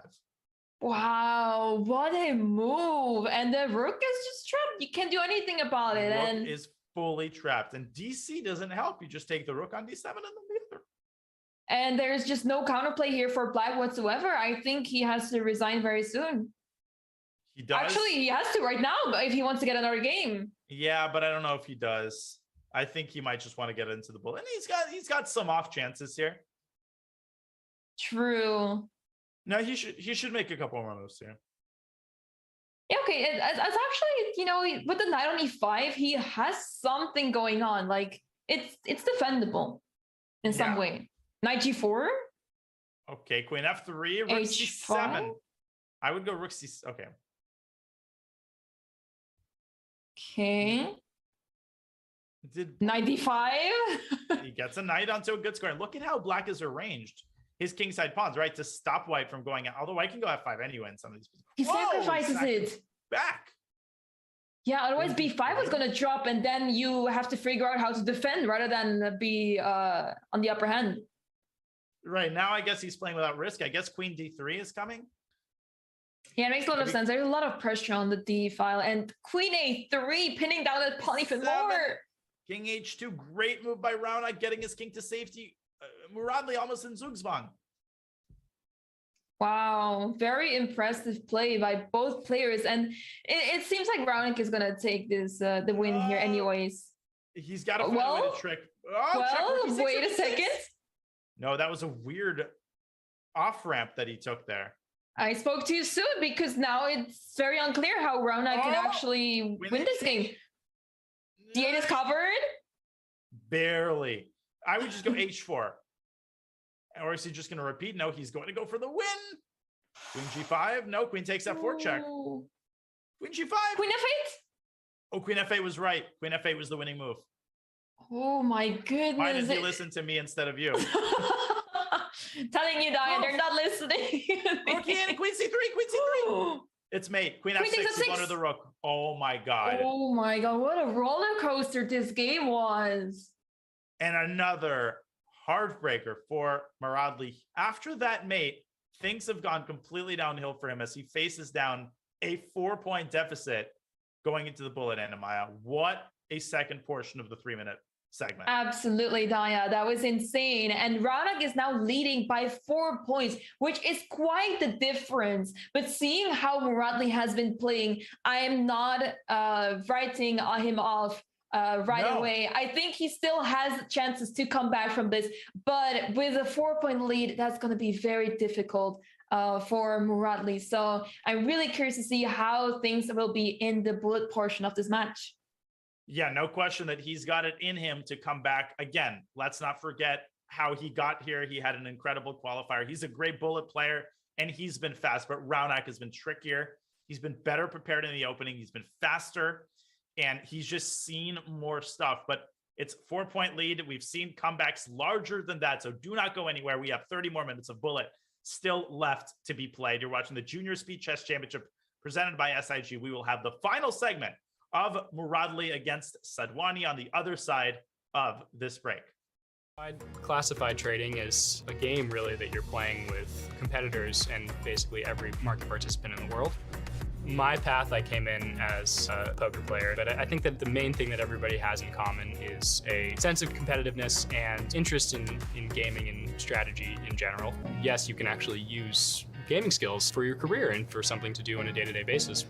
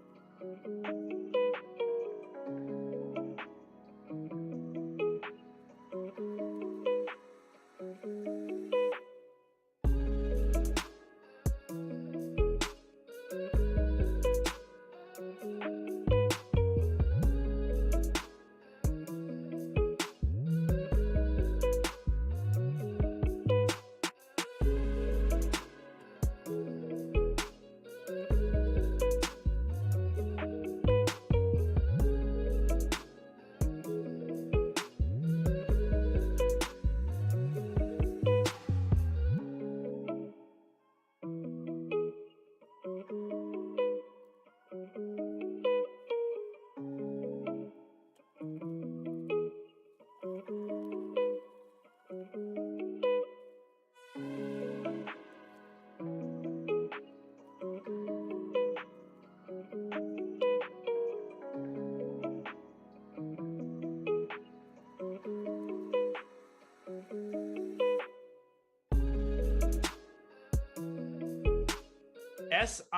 is a global quantitative trading firm that uses strategic games like chess to improve their decision-making skills.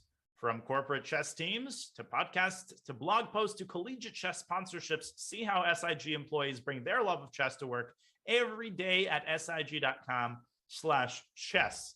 Now, the SIG question of the day, as we transition into the bullet segment here at this GSCC match, is what chess personality fits your work profile best? Strategic or tactical? What kind of personality are you? Are you an Alireza Firouzja, Magnus Carlsen, and Mikhail Tal, and Amaya, Raunak Sadhwani? Yeah, kind of a mix of everything, honestly, Danya. Like sometimes a little bit strategic, sometimes a bit tactical. It's kind of a mix of everything, you know? Right. No, same here. Well, there has been a mix of everything at this match. Raunak currently holds a 4-point lead. And as we revisit the Smarter Chess stats brought to you by chessgoals.com right before the bullet segment starts, and Amaya 7.5, 2.5, the prediction, he needs to violate that and turn it on its head. Absolutely. I think he has been doing a great job proving Smarter Chess wrong here. Yes. When it comes to, for Muradli, that is. He has been doing so well throughout the entire match. I feel like the score does not reflect the power, like the strength he has been able to put up in the match so far. But now we're starting with the bullet portion of the match, everyone. 30 minutes of 1+1. Let's see what they have to offer for us. Buckle your seatbelts. And I think Muradli shouldn't get too discouraged. He's had chances in almost all of the games that he's lost. He's almost hasn't lost any games just sort of in one-sided fashion. So he's just got to exploit some of his tactical opportunities. Let's watch. Okay, so in English, he's pushed his pawn all the way to a6. They're changing things up right now, and with the pawn on a6, it could definitely cause a lot of complications here for Black, especially since it's bullet. I mean, anything can happen here. Right. And he's got the two bishops, which I like. Now, from Raunak's perspective, he's got a very nice pawn on c5. He's got sort of a clamp going on the center. But I like this position from White's perspective, given that it's bullet. Right, and now like e4 seems to be tempting, but it will leave the d3 pawn completely alone and abandoned, and you will eventually lose that pawn after knight db4. So e4 is not a move you want to play, even though it looks super tempting to play. God, look at the clock, though. 30 seconds to 50. Uh-oh, and is there knight d4? Oh, knight takes e3, knight takes e2 as a threat. Oh, and the queen is kind of dangling there in the center and has nowhere to go. 20 seconds. Oh, I think he's going to lose this. B5? Yeah, this is not looking good. Knight takes c3. Yeah, I guess b5. No, this is over. Takes and queen takes. Oh, the d3 pawn is simply hanging, right? And look at the clock. He's up 30 seconds. Yeah, it's like he prepared the entire game when it comes to Raunak. Although Raunak is just flubs the c3 pawn, and he's allowed White to establish a little defensive construction with the bishop on b5.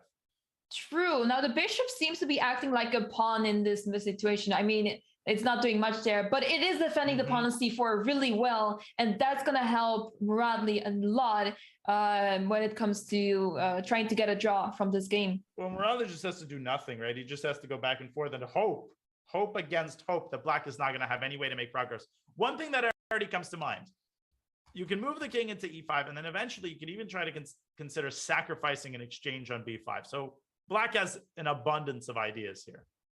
Right, but seeing how the match score is right now, I don't see Raunak going for the risk here. I think he's very happy with the draw here. So if there is going to be a moment that he has to take the draw, he will go for that. Well, he's already milked 3 minutes off of the match clock, and he's got every shot at milking at least another minute, if not a minute and a half. Absolutely. And now we are in a opposite color bishop endgame, giving more opportunities for Muradli to make a draw. But yeah, I think we're going to see a draw very soon. But if I'm Raunak, I am not just stalling. I'm going to stall until I have 1 second and then keep playing. Just like take 3 minutes off the clock, just like make it harder and harder for Muradli to, give him less of a margin for error. Indeed, yeah. And now they're repeating the moves kind of, but yeah, there's just no way to make progress here. And we see draw by repetition actually. And 4 minutes off the match clock were taken by Sadhwani, who draws with black. As you said, solid result. And another Sicilian. Okay, it's a surprising decision by Muradli. I'm wondering if he has something to play against this line of Raunak, because now h3 g4 is on the board again. Mm-hmm. h3 g4, and in a bullet game, obviously the situation is different. You play what you're comfortable with. Ooh, is this a different line? Is this a thing? I don't know. It's a pawn sacrifice. I'm a little bit skeptical. I mean, he gets something in return, obviously. Yeah, in some ways this is definitely possible, but in this situation, I'm not entirely sure, considering that like black has a lot of play here, and I'm not really seeing what white has in store here. A lot of play, a brilliant knight and an extra pawn, but Raunak going for an early c4 to dislodge the knight from d5, although it can obviously move to f4. So I'm not enthralled with how Raunak is handling this particular opening.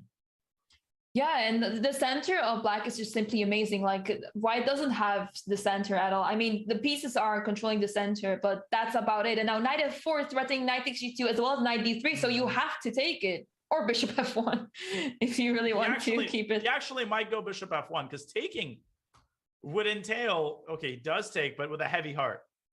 Right. Knight c3, and now e5 seems to be the logical move to develop the bishop. Yeah. Okay, he goes. I was going to consider bishop a6 as well, but bishop e6 feels natural. Bishop e6, rook d8, and h5 even looks very much into style. He goes rook a d8. This is a game that he must non-negotiably win, and quickly too. Indeed, bishop c5 now, and there's so many weak squares along this diagonal, d4, e3. Yeah. You may not want to make use of it right off the bat, but it's definitely giving you so many opportunities in this position. But I wouldn't trade rooks. I would go rook h8. Very good. Yeah, very good technique by Muradli. Preparing h5. Indeed, and this rook on d1, it has the open file, but what does it have on this file? All the squares are covered by the pieces of black, and he goes rook b1 instead. h5. I mean, white obviously wants b4, but I don't think that's dangerous. Yeah, it only looks dangerous, but indeed, you're rightly saying that there's not much going on here for white, and black is just crushing it on the h file. Sooner or later, we'll see h takes g4. There you go. Oh, God. And now f5 looks nasty. GF, bishop f5, bishop d3, and just take h3. Everything is collapsing here.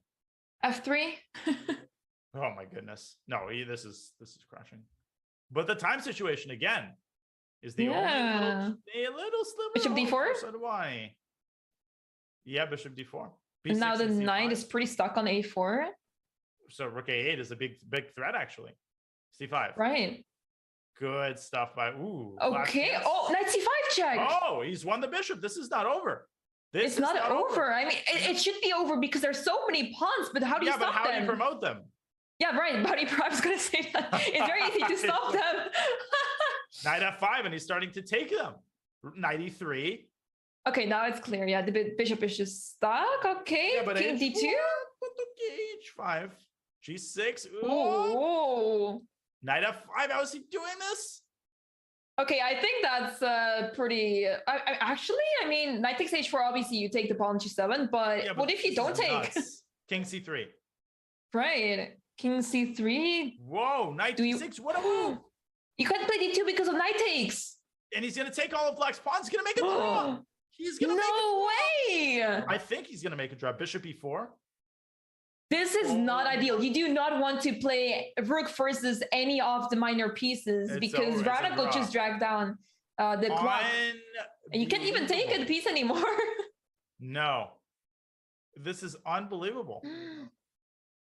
Yeah, this was a very crucial game for Muradli. And this is just a very simple draw now for Raunak. And he's Oh, he's gonna flag. Oh my god. Oh, he's gonna. Oh man, he might What? actually. Needs He to really pre-move. needs to speed up. Yeah. Oh. Okay, there we go. Is he gonna? Don't get forked. Do not get forked. I don't want to be that person dying, but I want to see the checkmate with bishop and dying. I know, Okay. I do as well. I wouldn't mind it either, but that is just a backbreaker and a heartbreaker, and it took another 5 minutes off of the match clock, and Muradli has to convert those. Yeah, and it is not looking good. Now we have 21 minutes left on the match clock. That gives a lot of opportunity to come back in this match. But as the time runs down, we have very little chances left. Now we are back to, we have a Catalan opening here. Very interesting Right. choice. We have a Catalan. Okay, so Muradli with a kind of peaceful variation, knight f3 to e1, preparing a potential f3 to chase away Black's knight. But look at how aggressively Sadhwani is handling this g5, h5. All chambers are filled as he attacks the king side with h4 and g4. Yeah, this is typical Raunak style, just to push all the pawns, no matter what. I mean, if you look at it this way, what is white able to do against those pawns? Like, it's not like you have, you're able to make use of the weaknesses the pawns are creating like this. Because look at how passively white is placed. Like, white's pieces are just unable to produce any play against Black's weakened king. Right. So yeah, now we see b5. Okay, I like that approach. Trying to open things up on the queen side. Yeah, but rook c8, even just stopping knight c6 in its tracks. This is not good. Yeah. Yeah, it's a little bit rough for white. I mean, the knights are completely dominating the position, and that's why one is being traded off. But now you have to move the queen, probably to e2. There you go. And now that attacks the h5 pawn, a good move by Muradli. But now Sadhwani can just start munching. Right, knight c6, sacrificing a pawn, but what is a continuation for Black? Ooh, some moves. Yeah, bishop e1 maybe, and then eventually maybe you can play f3, but no, this is not good. Yeah, I mean, h4 sooner or later. Bishop b4 is a nice way to trade more pieces, because I think the less pieces are on the board, it will be much more difficult for Black to attack. But at the same time, how do you deal with this knight on c4? It's a monster. Oh, let's not forget that Black is up a full pawn, so right. Black's got advantages in all areas of the board, basically. Knight a3 is a great move, forcing the rook away from the b file. Back he goes to c4. He does not mind a repetition. No, he does h4. White has to create some semblance of chances against Black's king. Yeah, it's very difficult. Like, you would want to consider sacrificing the exchange, but it's too much. You can't even afford that. And these games are taking so long. Like, both players essentially spending all of their time and living on increment. Right. Rook b1, and yeah, this pawn is devastating for white. And now h4 even. Completely, and he attacks on all sides with 3 seconds for Muradli. GH is a good move. Okay, it looks very dangerous, but what is the follow-up for Black? And rook fb1, attacking b5. It's not over yet. Rook takes b5. 3 seconds? Take b5, take h4. Rook h8 is coming. It's over. 8, yeah. Goodbye. Curtains. Rip. Okay, he's still surviving. g3. Queen h. You can even play queen h1, maybe. Oh, yeah. Knight. Oh, wait, what? Oh, g3 to distract the white queen. Wow. Oh, wow. Yeah, this is too much. Oh, the immediate rook c7 check maybe was better. But anyways, another win for Sadhwani with 17 and a half to go in the match. Muradli has to be perfect from now on, basically. Yeah, there is a 5-point difference now, so that is quite a big gap. And so far, Muradli has been struggling a little bit in the bullet portion. Raunak has been playing really, really well, really fast, really precise, and it shows. They're repeating this line again, which is not the most interesting Sicilian I've ever seen, but I'll give them a pass. They've had a lot of entertaining games today. Absolutely. Yeah, once again, he goes for his line with queen e8, and now trade on c6. I believe that did not happen right away, so he changed that up this time. Now with b4 immediately, because there's no more danger going on the c file. Right. And c5, good move by Mohammed there, carving out some squares for his knight, and now black is better. Yeah, and now black is don't play definitely queen d4 because knight c6 is a threat there. So, oh, he ignores the pawn even on c4. He ignores it. He's going instead for piece activity, maybe trying to put his queen on g5. And, right. Yeah, he's just playing casually. 5-point lead. He feels confident. And things are looking very grim here for Mohammed. Yeah, and he's spending a little bit more time, and yeah, we noticed that he has been struggling in this bullet portion of the match to be up on the clock. Now Raunak is taking some time here, so that could give Muradli some chances. He's got to start. He's got to win a game first of all. Like, he hasn't won a single bullet game yet. I don't remember the last game he won. Right, it's been a while. It's been a while indeed, and. Yeah, now he plays king g7, and this pawn on c4 is a permanent weakness, but at the same time, there are a lot of things that Muradli needs to be worried about as the rook enters on the 7th rank. Right, although e6 is a very nice move, dislodging the knight from d5, and where does the knight go? If you go to b6, then do you run into knight takes? No, knight takes c4, there's queen c3 check. Do not take on c4. Do not pass go, do not collect $200. Not sure where the rook should go. This is a bit of a mind-boggling position. Yeah, indeed. Rook goes to c5. Do you want to play queen d4 to put pressure on the d6 pawn, but at the same time... Oh, goes a5? Take it? What's the idea if you just take? Or am I missing something obvious? I'm not entirely sure. Queen d4? Or f4? Oh! f4, queen c3! No, but rook a1 check, won the queen. Rook a1 check, and knight g4 was a 4. Right. Oh my goodness. Now it's not as clear, but you can't miss these tactics. Now it's not clear. Yeah, how do you stop the pawn? And how do you prevent queen c3 check, which forks the king and the rook? Okay, two, okay. But it's not helping a lot. Wait a minute. Wait a second. Queen d6? And it's just that white's king is too vulnerable here. Queen d1, queen d1. Ooh. h5. Oh, and queen g4 is checkmate. It's checkmate in 2. Made in 2. That was a mouse slip by Sadhwani. I think he wanted h3. Oh, wow. Okay, that's a win. It's a win. It's the first win in this bullet portion for Muradli. So, okay, there are definitely still chances. But when we look at the match clock, there's 13 minutes left. And Raunak does not have to go crazy, even though he plays the line with g5 here. Right. And g5 is pretty conventional these days as he takes the pawn on b4. What is Muradli doing? This is a horrendous opening. He's blundered. He's given up 2 pawns. Now he's got some compensation, but this is not how you win the game. Yeah, Raunak caught him completely off guard here, and now c5 is preparing knight c4 and knight d6, so that's not too bad. Yep. No, Muradli doing a great job of recovering. He's given up 2 pawns, but I've noticed that he likes these positions. He's quite good in them. It's not easy for black to develop.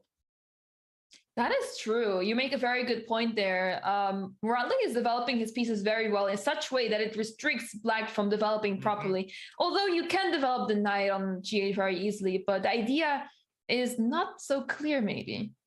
And 30 seconds, and all of a sudden, it's Mohammed who's up 25 seconds on the clock. And plenty of time, right? There is enough time to start 4 games, but this is another must-win situation. Let's see. H3 doing well so far. 56 How does the pawn get there? Confidence. Look at what the confidence with which he's playing in this position. Rook f5, maybe. No. Yeah, and it goes to show how important piece development is, because black is just not able to develop, and it shows like you're struggling to make progress here. Knight a6, great move though. I think rook takes g3. He wants to castle queenside, but then bishop takes c6. No, you got to take that pawn.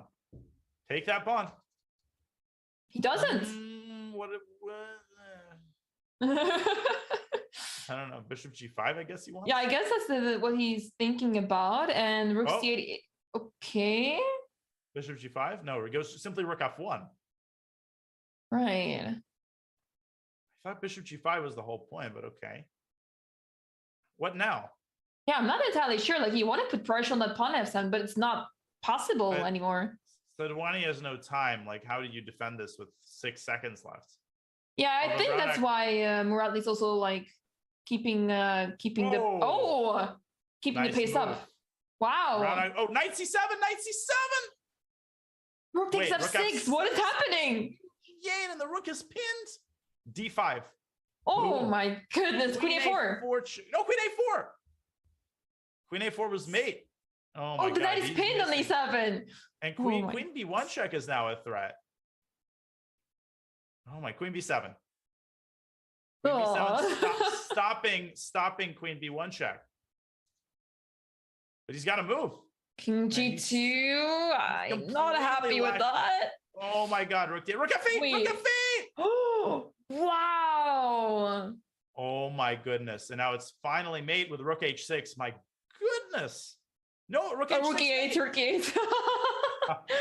He was seeing the same checkmate as I didn't see Rook H6. Oh my god. And it's a 3-point match. And am I not the smoothest conversion, but it's a 3-point match. Yeah, he's seeing those little tactics. He's missing them, but he also he showed to us that he is capable of seeing those tactics. It was very complicated. Like, the position was very complicated, but it was very interesting. And now we're back to Sicilian. Back to a line that we have seen all throughout the matches. And H5 is how Mohammed successfully handled this in the blitz portion. Let's see if he repeats that. Oh, Eve, maybe? No. He takes on D4. Right. What do you make of that? And now what? E5? E5, yeah, that would make sense. G5. Oh, I've seen this idea before too. This is one way of handling G4. Ugh, it doesn't feel any good. E5, good move by Sadhwani, ripping open the center. Queen A5 though. E5, right? Okay, but now you have a problem on F6. How do you deal with that? Yeah, great question. Bishop C5, Queen back to D2. Yeah, I think that's the way, but then you have to go back. You might be able to do it tactically, maybe with the, like, Rook D8, Bishop takes F6. No, I don't see it. This is correct, maybe apparently. Bishop takes F2. Bishop F2. Oh, and E5 hangs. Bishop Oh, F2, E5 is hanging. He's got to see that. He has to see that. He misses it. He misses it. I mean, you can't win a match without seeing tactics like that. You just can't.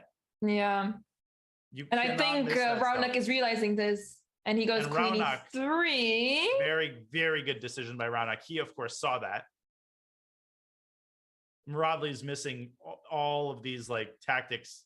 He has his chances, and now he's in big trouble. Although it's still complicated. It's complicated, but I would not want to play here with black pieces for the simple reason that my king is never castling anymore, and it's not the safest in the center. No. And White's king is perfectly safe. Rook takes D8. Okay, what is he going to take back with? The bishop, maybe? No, he takes with the queen. Yeah, perhaps I'm worried about Queen D4. So, bishop, yeah, okay. The black king is surprisingly enough pretty safe there. It's pretty solid for black. It's not easy to actually make inroads, but what also hurts black is the fact the rook cannot activate through H8, which is why I think he's trading bishops. Right, but this knight on E4. Oh. Right, exactly. Okay, rook D6. What now? Wait a minute, knight E5? Yeah, it seems like black is able to come back from that. Knight E5, knight C4 is a threat. Oh, queen B4 maybe. Right. Oh, yeah, the problem is you always have rook D7 chances. Don't go knight F3. Okay. He can, if he wants to, knight rook D7, but I don't think he wants to trade everything off. He doesn't need to. Queen B4. He goes F4. No, knight C4. He had knight C4. Knight D3. He won the queen.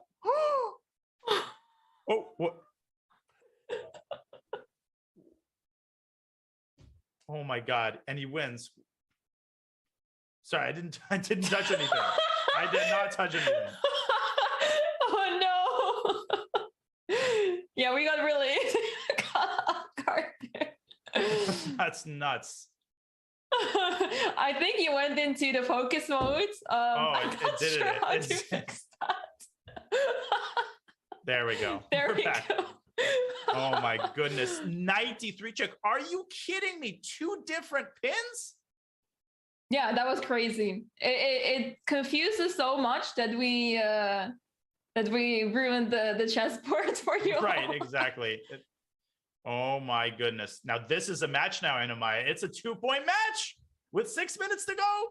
Here we go. Yeah, Muradli definitely has some chances here. And he's again getting the kind of position that he's comfortable in, b5. And if c5, he's going to go a5 and a6. Right. Okay, short castle. It's like Ranak is like, I don't care. I'm fine. I'm totally fine. The king is solid. Knight b3. Look who's up on time. It's Muradli. Ooh, no. This loses. BC. No, BC was winning it on the spot. It's not the right order, but you still have BC. It still looks terrible for black. Queen b4 check. King has to move, which she missed. This check. So you have to resolve that first. But you still have a takes b6 in the position. Yes, BC is a threat. And if BA, then I think he's going to play a move like queen a3 to smoke black's queen out of the position. Right. Yeah, even though he missed the opportunity to win on the spot, I think he is still doing a great job. And gotta be careful. The knight is jumping in. Whoa. It's jumping into c3. Yes, indeed. Queen c1, knight c3, rook b2. Oh, queen c1, I got queen h6. I think knight takes d4. Yeah. Yes, he finds it. Wow. Knight e6. And now White's got a million things for the exchange and the possibility of going c7. Bishop d5. Ooh, it's winning, completely winning. The king is not safe anymore, I can tell you that. Knight c7 check, and he takes with a fork. Wow. Now he's completely winning. Wow, what a game by Muradli. Where was this h3? I would go h3. Open up the h file. Yeah. Okay, goes queen b2, goes for the slower approach. I mean, he's showing that queen takes c6 is not a move because of 97 check. C7. I mean, and then AB. AB, right. And then what? H3. Now I would still King go G2, H3. rook moving over to A1. But now he's going to have to show some technique. Right, yeah. Veronica's not going to make it easy for him. No, and he's already not making it easy for him. Raunak with an excellent move, F4. Okay, Muradli B6 is hanging. Yeah, no, it's completely win. Rook A8 and queen, whatever. Yeah. Wait, don't go rook A8. Rook F7? Oh my God. Queen B6. He has to go queen B6. It's the only move, yeah. E4, queen E3. Just get the queen back. Just get the queen Safe and back. sound. Safe and sound. Queen C7 maybe is a try, but then okay, no, but this is okay. This is it. Yeah, rook you E5, can't. goodbye. Yeah, you cannot mess this up. C5, D4, and the pawns push themselves. Why rook E4? Oh, rook F4. Okay, fine. And he wins again. It is a 1-point match. Here we go. It's just a 1-point difference, and we're gonna have probably 2 games now. We're definitely gonna have 2 games. Oh my lands! And Muradli with the black pieces and basically a must not lose scenario. He can even pull out a draw here. He can afford a draw. Right. But he's playing for a win. He said he smells blood. Yeah, he has a great comeback right now, and he must proceed this streak. He was down by 5. This would be one of the most epic comebacks that we've ever seen. I mean, Andrew Hong did this exact same thing against the Wonder Liang, only to tie up the match and then lose the last game. So what happened is he won the equivalent of this game and then lost the next one, which would be insane if this happened again. Wow, that's insane. And we see once again the Pirates defense, and both sides are taking it very easy. We see knight maneuvers. We see slow pawn pushes, just like the old school players. But look at the clock. I mean, Muradli's gotten himself into a huge hole clockwise, and he's gotten a bad position too. Or yeah, it not seems such like a bad position. Yeah, it seems like it's very simple to play here for Raunak. He knows what he's doing, and for Muradli, it's like, what am I going to do here? He takes on d4, opens up the c file, but at what cost? Yeah, now White also has this idea of going f5, knight f4. Sometimes Muradli doing a good job of trading pieces. Right, and the knight jumps to c5. which is why This looks bishop f8 has been played. Nasty. This looks nasty after knight c5.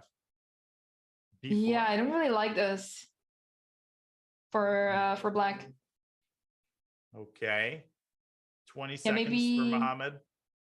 you want to play b4, but I feel like you will just lose all the everything that you have in his position. Like, I don't really see Right. what black's idea is here. He's getting his knight to f5. He's Right. getting his knight to f5, which is a great idea, and queen c8, and I think he should be able to hold this. Right. Okay. White goes f5. Okay. But look at the match clock. Oh, Knight takes he c5. might win. Oh my god. And look at the match clock. But look at the match clock. Raunak. Oh no, he won't be able to stall this game out. What I'm saying is that a draw is no longer satisfactory for black. Knight g4. And if you take c6, e3 hangs at the end of the line. Oh my god. Oh my God. What is happening? Oh my god. I think black might be winning. Oh my goodness. This is insane. He's got 8 seconds though. How does he untangle himself? Bishop b4. Knight takes d4. Incredible. Ooh, he had knight takes d4. Right. I think he still might have knight takes. He still has it? I don't know what he has. He's got 6 seconds. He doesn't have so much time, and it's such a complicated position. There's everything is going on right now. But he's simplifying. Knight e7 is a great move. Knight d5. Right. Oh my god. Okay, this is going to be the last game of the match. Right. He is in a must-win situation right now. Yes, it's official. 10 seconds. d6. Queen d7. I don't know if he's going to do it. Raunak's going to pass her. Knight c3 coming to d5. How are you going to stop that pawn? This is the last game of the... Oh, bishop g7. Bishop g7. Queen a... Wait, bishop c3 and queen a7 is mate. Oh my god. No. Oh my god. He's going to win. Queen e3. You just take that and it's over. F4. He resigned. It's overtime. He did it. It's overtime. Unbelievable. 4-game 1+1 mini match is coming up. One of the greatest comebacks in JSCC history has just been pulled off to tie the match. Even Alexa's excited. Oh my goodness. And Raunak has to get himself together. He has to pull himself together and focus on these next few games. This is incredible. What a comeback from Muradli. Who would have thought that he would strike back after having such a rough time at the start of the bullet portion? He came back with a monster score of 5 wins in a row. Unbelievable. Simply unbelievable. And we have overtime. The games are about to begin. 4 games of 1+1 to decide the winner of this match. Here we go. Wow. And can Muradli get his first lead of, well, not of the match. He was leading after the first game, but that was about the last time that he was leading. This is insane. Who would have thought we would get to this point? Like, there were so many chances for Raunak to try to keep the lead on the scoreboard, but nope. Muradli proved all of us wrong. Unbelievable. Okay, my voice is getting hoarse. Yeah, so okay, this is the first match. So we're gonna have 4 games of 1+1. Let's have a look. So far, it's a different position from usual. Yeah, I mean, this is a pretty typical Kali structure where black has gotten a nice knight on e4, and you know, g6 h5 is sometimes an idea here. Queen f6. Right. Queen f6. And yeah, black wants to play c5 at one point. Okay. h5, there's that typical move. Yep, typical Raunak goes for h5, g5, g4, and white can figure out what to do with that. Goes h3. I think that's a good play of black. White, that is. I'm not sure I like Mohammed's choice of opening here. Very, very passive. And he's again down to 30 seconds, although clearly that does not deter him. You know, right. He can still win. Knight f4, good move. Yeah, so what happens after takes? You just sacrifice the pawn? Yeah, you get rid of the dark squared bishop, which otherwise would have been able to inflict a lot of damage along this diagonal. Right. But very nice play then of Muradli. Rookie 2 and rookie 1, and he's got a bit of an initiative going now, and he's got more time. Yeah, does he maybe want to consider playing bishop c1? Although I'm not sure how you can put this bishop on a better square, even though like bishop c1 looks very appealing. Knight c3 is now a big threat. Right. a5, great move by Ronak. Gotta keep an eye on bishop a6 moves. Okay, he's down to 20 seconds. Takes. Oh, he just blundered that. I think he just. Oh, maybe he's hoping queen h7? Well, yeah, but I think queen h7, king f8. I don't think there is anything there. Yeah, Ronak just takes the bishop. He panicked. Yeah. Takes him bishop f5, maybe? Bishop f5, last chance. What does black do after bishop f5? Is there rook takes c2? Oh, and queen h8, king e7, then you take back. No, right. I guess bishop f5, the move was knight f6, but now queen h6. Yeah, that seems very logical. Queen h6, oh, goes queen f6. Ooh. Seems fine, but f5. No. I still think queen takes d4 check, if anything. Yeah, f5, queen d4, and rook e2, I think. With 6 seconds for Ronak, anything can happen. 3 seconds, 2 seconds. Rook e4, you can take now that. He's back in the game. Oh, God. He's back in it. How do you stop queen h8? Queen h6 is Queen h6 and rook h4, and now it's anybody's game. He missed queen d4. Rook h4 back? Why not? Oh my God, it's gonna be a draw. Rook h6, he took another one. He's G4. continuing the game. And rook f4, he gets out of it. He's better now. White is better. Oh, this is insane. This is Don't miss really the dangerous. fork, though. Rounak's knight on d5 is so dangerous. You take the pawn, I go g5. Whenever I want to. Rook. Oh, and he stops everything. Okay. There's no entry for the rook. But rook c1, though. He's going after the pawns, and it's falling. Oh my God. Now white is not risking g5. Oh, he wins the... Oh. I think he could... G5. Okay, g5. Yeah, g5. That's it. f6 and... That's it. He's gonna win. He's gonna win. What a comeback. 3 more games. Wow. He has won 6 in a row to take the lead for the first time since the 5-minute portion. It's incredible for the first time. Who would have thought? Like, we know from the Smarter Chess predictions earlier that it was going to be Ronak leading, like, with a crazy score in the bullet portion. Wait! He blundered a piece! He blundered a piece! Oh my God. I looked away and I couldn't even see. I was sipping coffee and I was just like almost choked. I could hear it. I was like, wait a second. Sorry to interrupt you. No, don't worry. My God. And now he's up moment. a full piece. He's up a full piece. He should be able to convert this. Bishop takes c3 is coming. And Ronak will be in a must-win situation. Oh my goodness. What is happening? Ronak is completely falling apart. Complete meltdown here. And this is just so uncharacteristic. I mean, these kinds of blunders. I mean, you just can't believe it. It was a 5-point lead. The match was over. I mean, he had him dead to rights.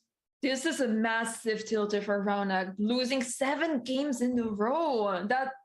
That's not a characteristic of him. Completely. And, you know, it could have been a lot of different things. It could have been the fact that he probably started looking at the clock, you know, start thinking, you know, I just got to bleed the clock out one more time. And that, you know, often causes nervous reactions. F6, and black is completely winning here. Is up a full piece. Bishop c6. It's crazy. Bishop c6, and there you go. And we see resignation. 2 more Ronak games, or has to win both. Right? Yeah. It's best of 4. Right. So if Muradli draws this game, it's over. It's over. If Muradli draws this game or the next one, it's over. And Ronak has to find some sort of source of inner strength that he hasn't tapped into yet. But Muradli might just be unstoppable at this point. And Sadhwani's already much worse. He just played a really bad opening. Yeah, it's insane how the tables turn. I don't like b3, though. That weakens the knight. Good move by Ronak. Yeah, I don't see how black can make use of this. Like, there's too many knights on the diagonal for the bishop. And the thing is, I like that. I'm sure Muhammad is also nervous, but he's probably like, I can't believe I'm even here right now. Like, he's just enjoying it. Absolutely. Now f4 might come sooner or later, followed by f5, although it weakens the e4 pawn a lot, so you might want to wait with that for a second. Rook fd1. Yeah. Okay, he goes for f4. Knight d7. Raunak doing a good job creating tension here. This is what he needs to do. And imagine if Raunak wins both on demand. Oh my God. That's the e4 pawn. No, but is like, oh, knight f takes e4. Knight f takes e4, and the bishop on e3 is going to hang at the end of the line. And Raunak is winning. Oh my God. Whew. It just doesn't end. Yeah, we're gonna hear. Take this. This is crazy. Insane. And now what he missed, right? What he missed, he thought, oh, knight takes e4, the queen is hanging. He forgot that the bishop hangs at the end of that line. He took the other way, but now Raunak should be able to win this, but it's not a given. Yeah, okay. Raunak is up a pawn now. And it should be easy to convert considering there are not really big imbalances in the game. And I feel like black pieces are super active. So something really strange must happen for Raunak not to win this game. But I like what Mohammed is doing here. G4 opening up some avenues. And okay, it's still some technique has to be demonstrated. I mean, D5 is not easy to play. How does black make progress here? Yeah, you're making a really good point there. And Muradli is just saying like, okay, I'm just going back and forth. Show me what you got. Right, exactly. Exactly. Okay, GF, bishop F2. F2 and everything safe and sound. In 25 seconds, now the clock situation beginning to equalize. He's got no entry points down the G file. As he goes around to D8, B8. Okay, he's trying to push B5 now, bishop A7, what a move. Yeah, he's like, no, you're not. Yeah, how do you break through here? I'm at a lot. I mean, D5, I think. Yeah, I guess we're going to see D5 very soon. Now there's the rook on D7. Only move. In fact, he has no other ways to break through. But 5 seconds for Muradli. Oh, gotta speed it up now. Okay, goes rook G1. I guess he's trying to get to G7 somehow. Nah. He's not able to. Oh, king E3 somehow holding rook C1. Bishop C7, bishop E5. Okay, goes rooks. Oh, bishop C5. Bishop. Wait, king. B6. No, B6. B6 wins. What maybe king D. He had to play king D4, king D5. Oh, and then B6, bishop A3. Bishop E3. Oh my God, he had a defense there. He did. That was unfindable. It's still not over. It's still not over. Oh my Lord. I would play king F5 there, but okay.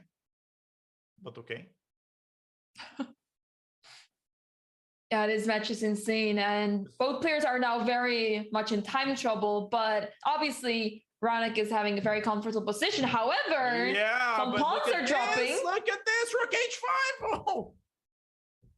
Oh, okay. Rook takes C5 is coming.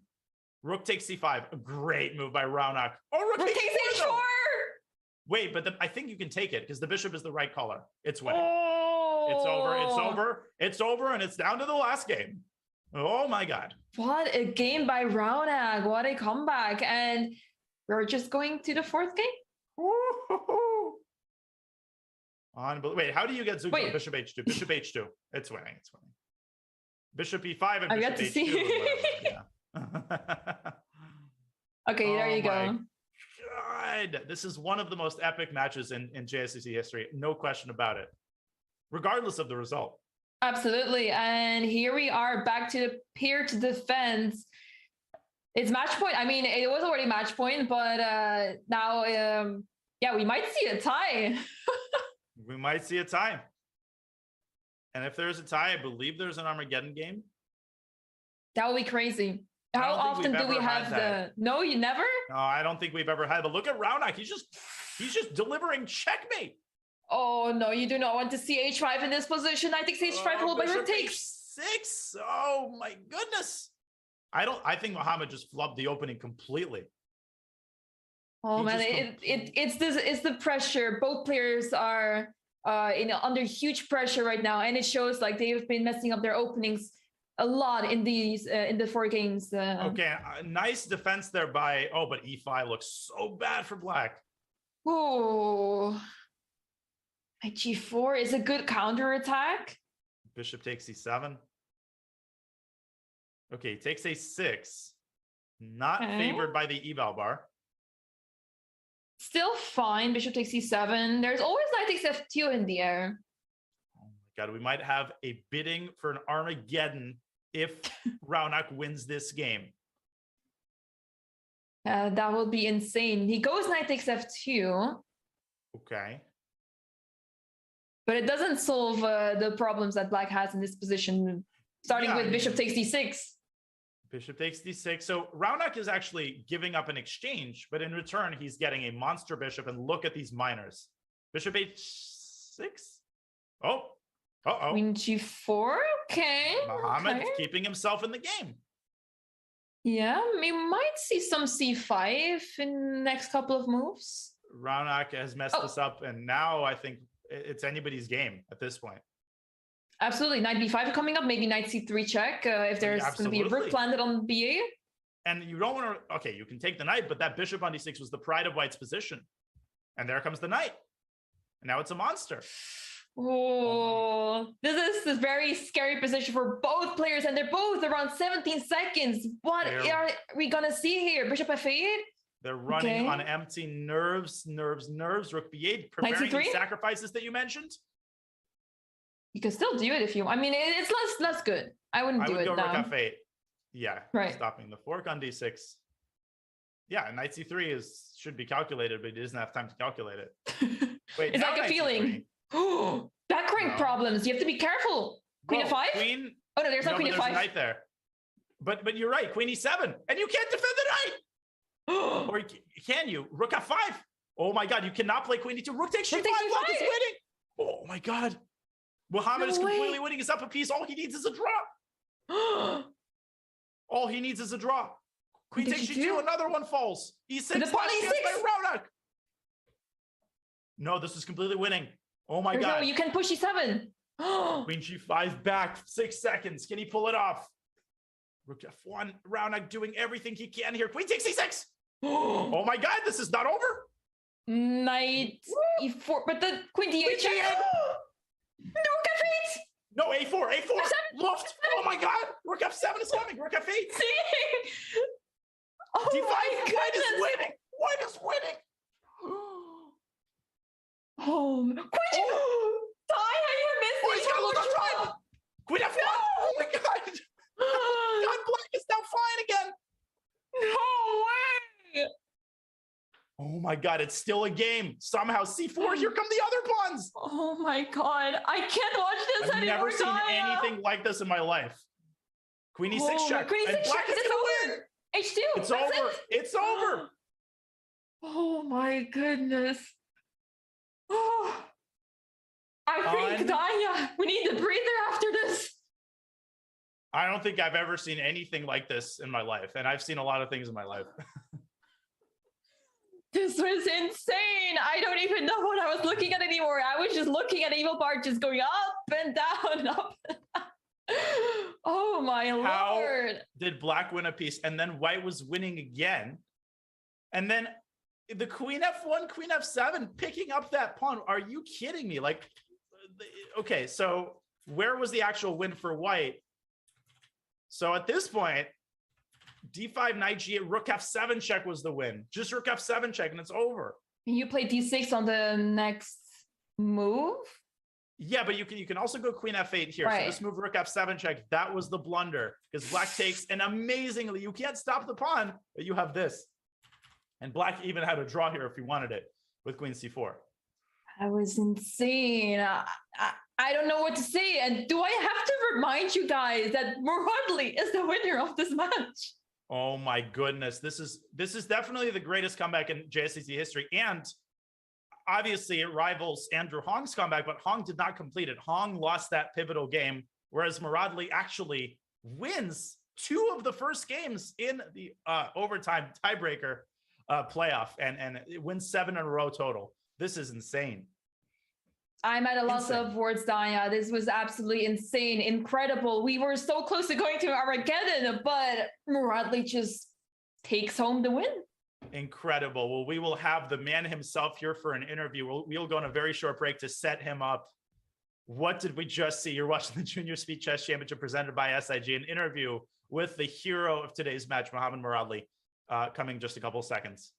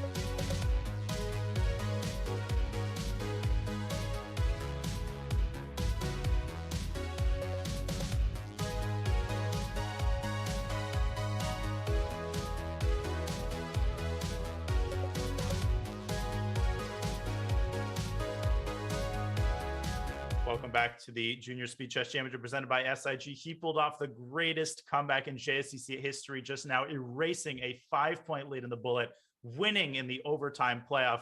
International Master Mohamed Muradli is here with us for an interview. Mohamed, what is going through your head right now? What was that? What was that? I'm so excited. Also now. Today I played bad games in Blitz. I have many good positions, but I lost some games. I played comfortable on bullet because I think already I lost and I don't have anything to lose. And that's why I can play comfortable. My opponent was very excited. That's why he did some blunders. Right. Yeah. Congratulations, Mohamed. That was a fantastic comeback, the comeback of the century, maybe even. What was your approach to this match? Like, did you have any expectations? Were you preparing for certain lies? As I say true, I didn't prepare much and I see problems of it. In Najdorf H3 variation, I leave many problems. And I can say next time I must prepare too much very good if it's bigger responsibility. Makes a lot of sense, yeah. Yeah, no, that it does. I must play with Arjun, yes? I believe so. Yeah, you're playing Arjun in the next round. What are your expectations going into that match? Playing against Arjun will be very interesting because we are same age and we played 3 classical games, 2 draw and 1 win for him. And it will be very interesting for me playing this match. Well, you entertained us tremendously today, Mohamed. We'll let you go celebrate this amazing comeback. Thank you for all the effort. And once again, congratulations to you. Congratulations. Thank you. Oh my goodness, Anima. As we look at the bracket, I mean, I'm going to be processing what we just saw for probably the next couple of days. Me too, Danya. What an upset here. Mohamed played amazing games, and even if it came down to bullet in the end, but he showed that he is capable of holding down such a strong player as Raunak, and I'm very curious to see how he will be doing against Arjun. I mean, look, he's just excited to be here. He showed that he is capable of pulling off something incredible.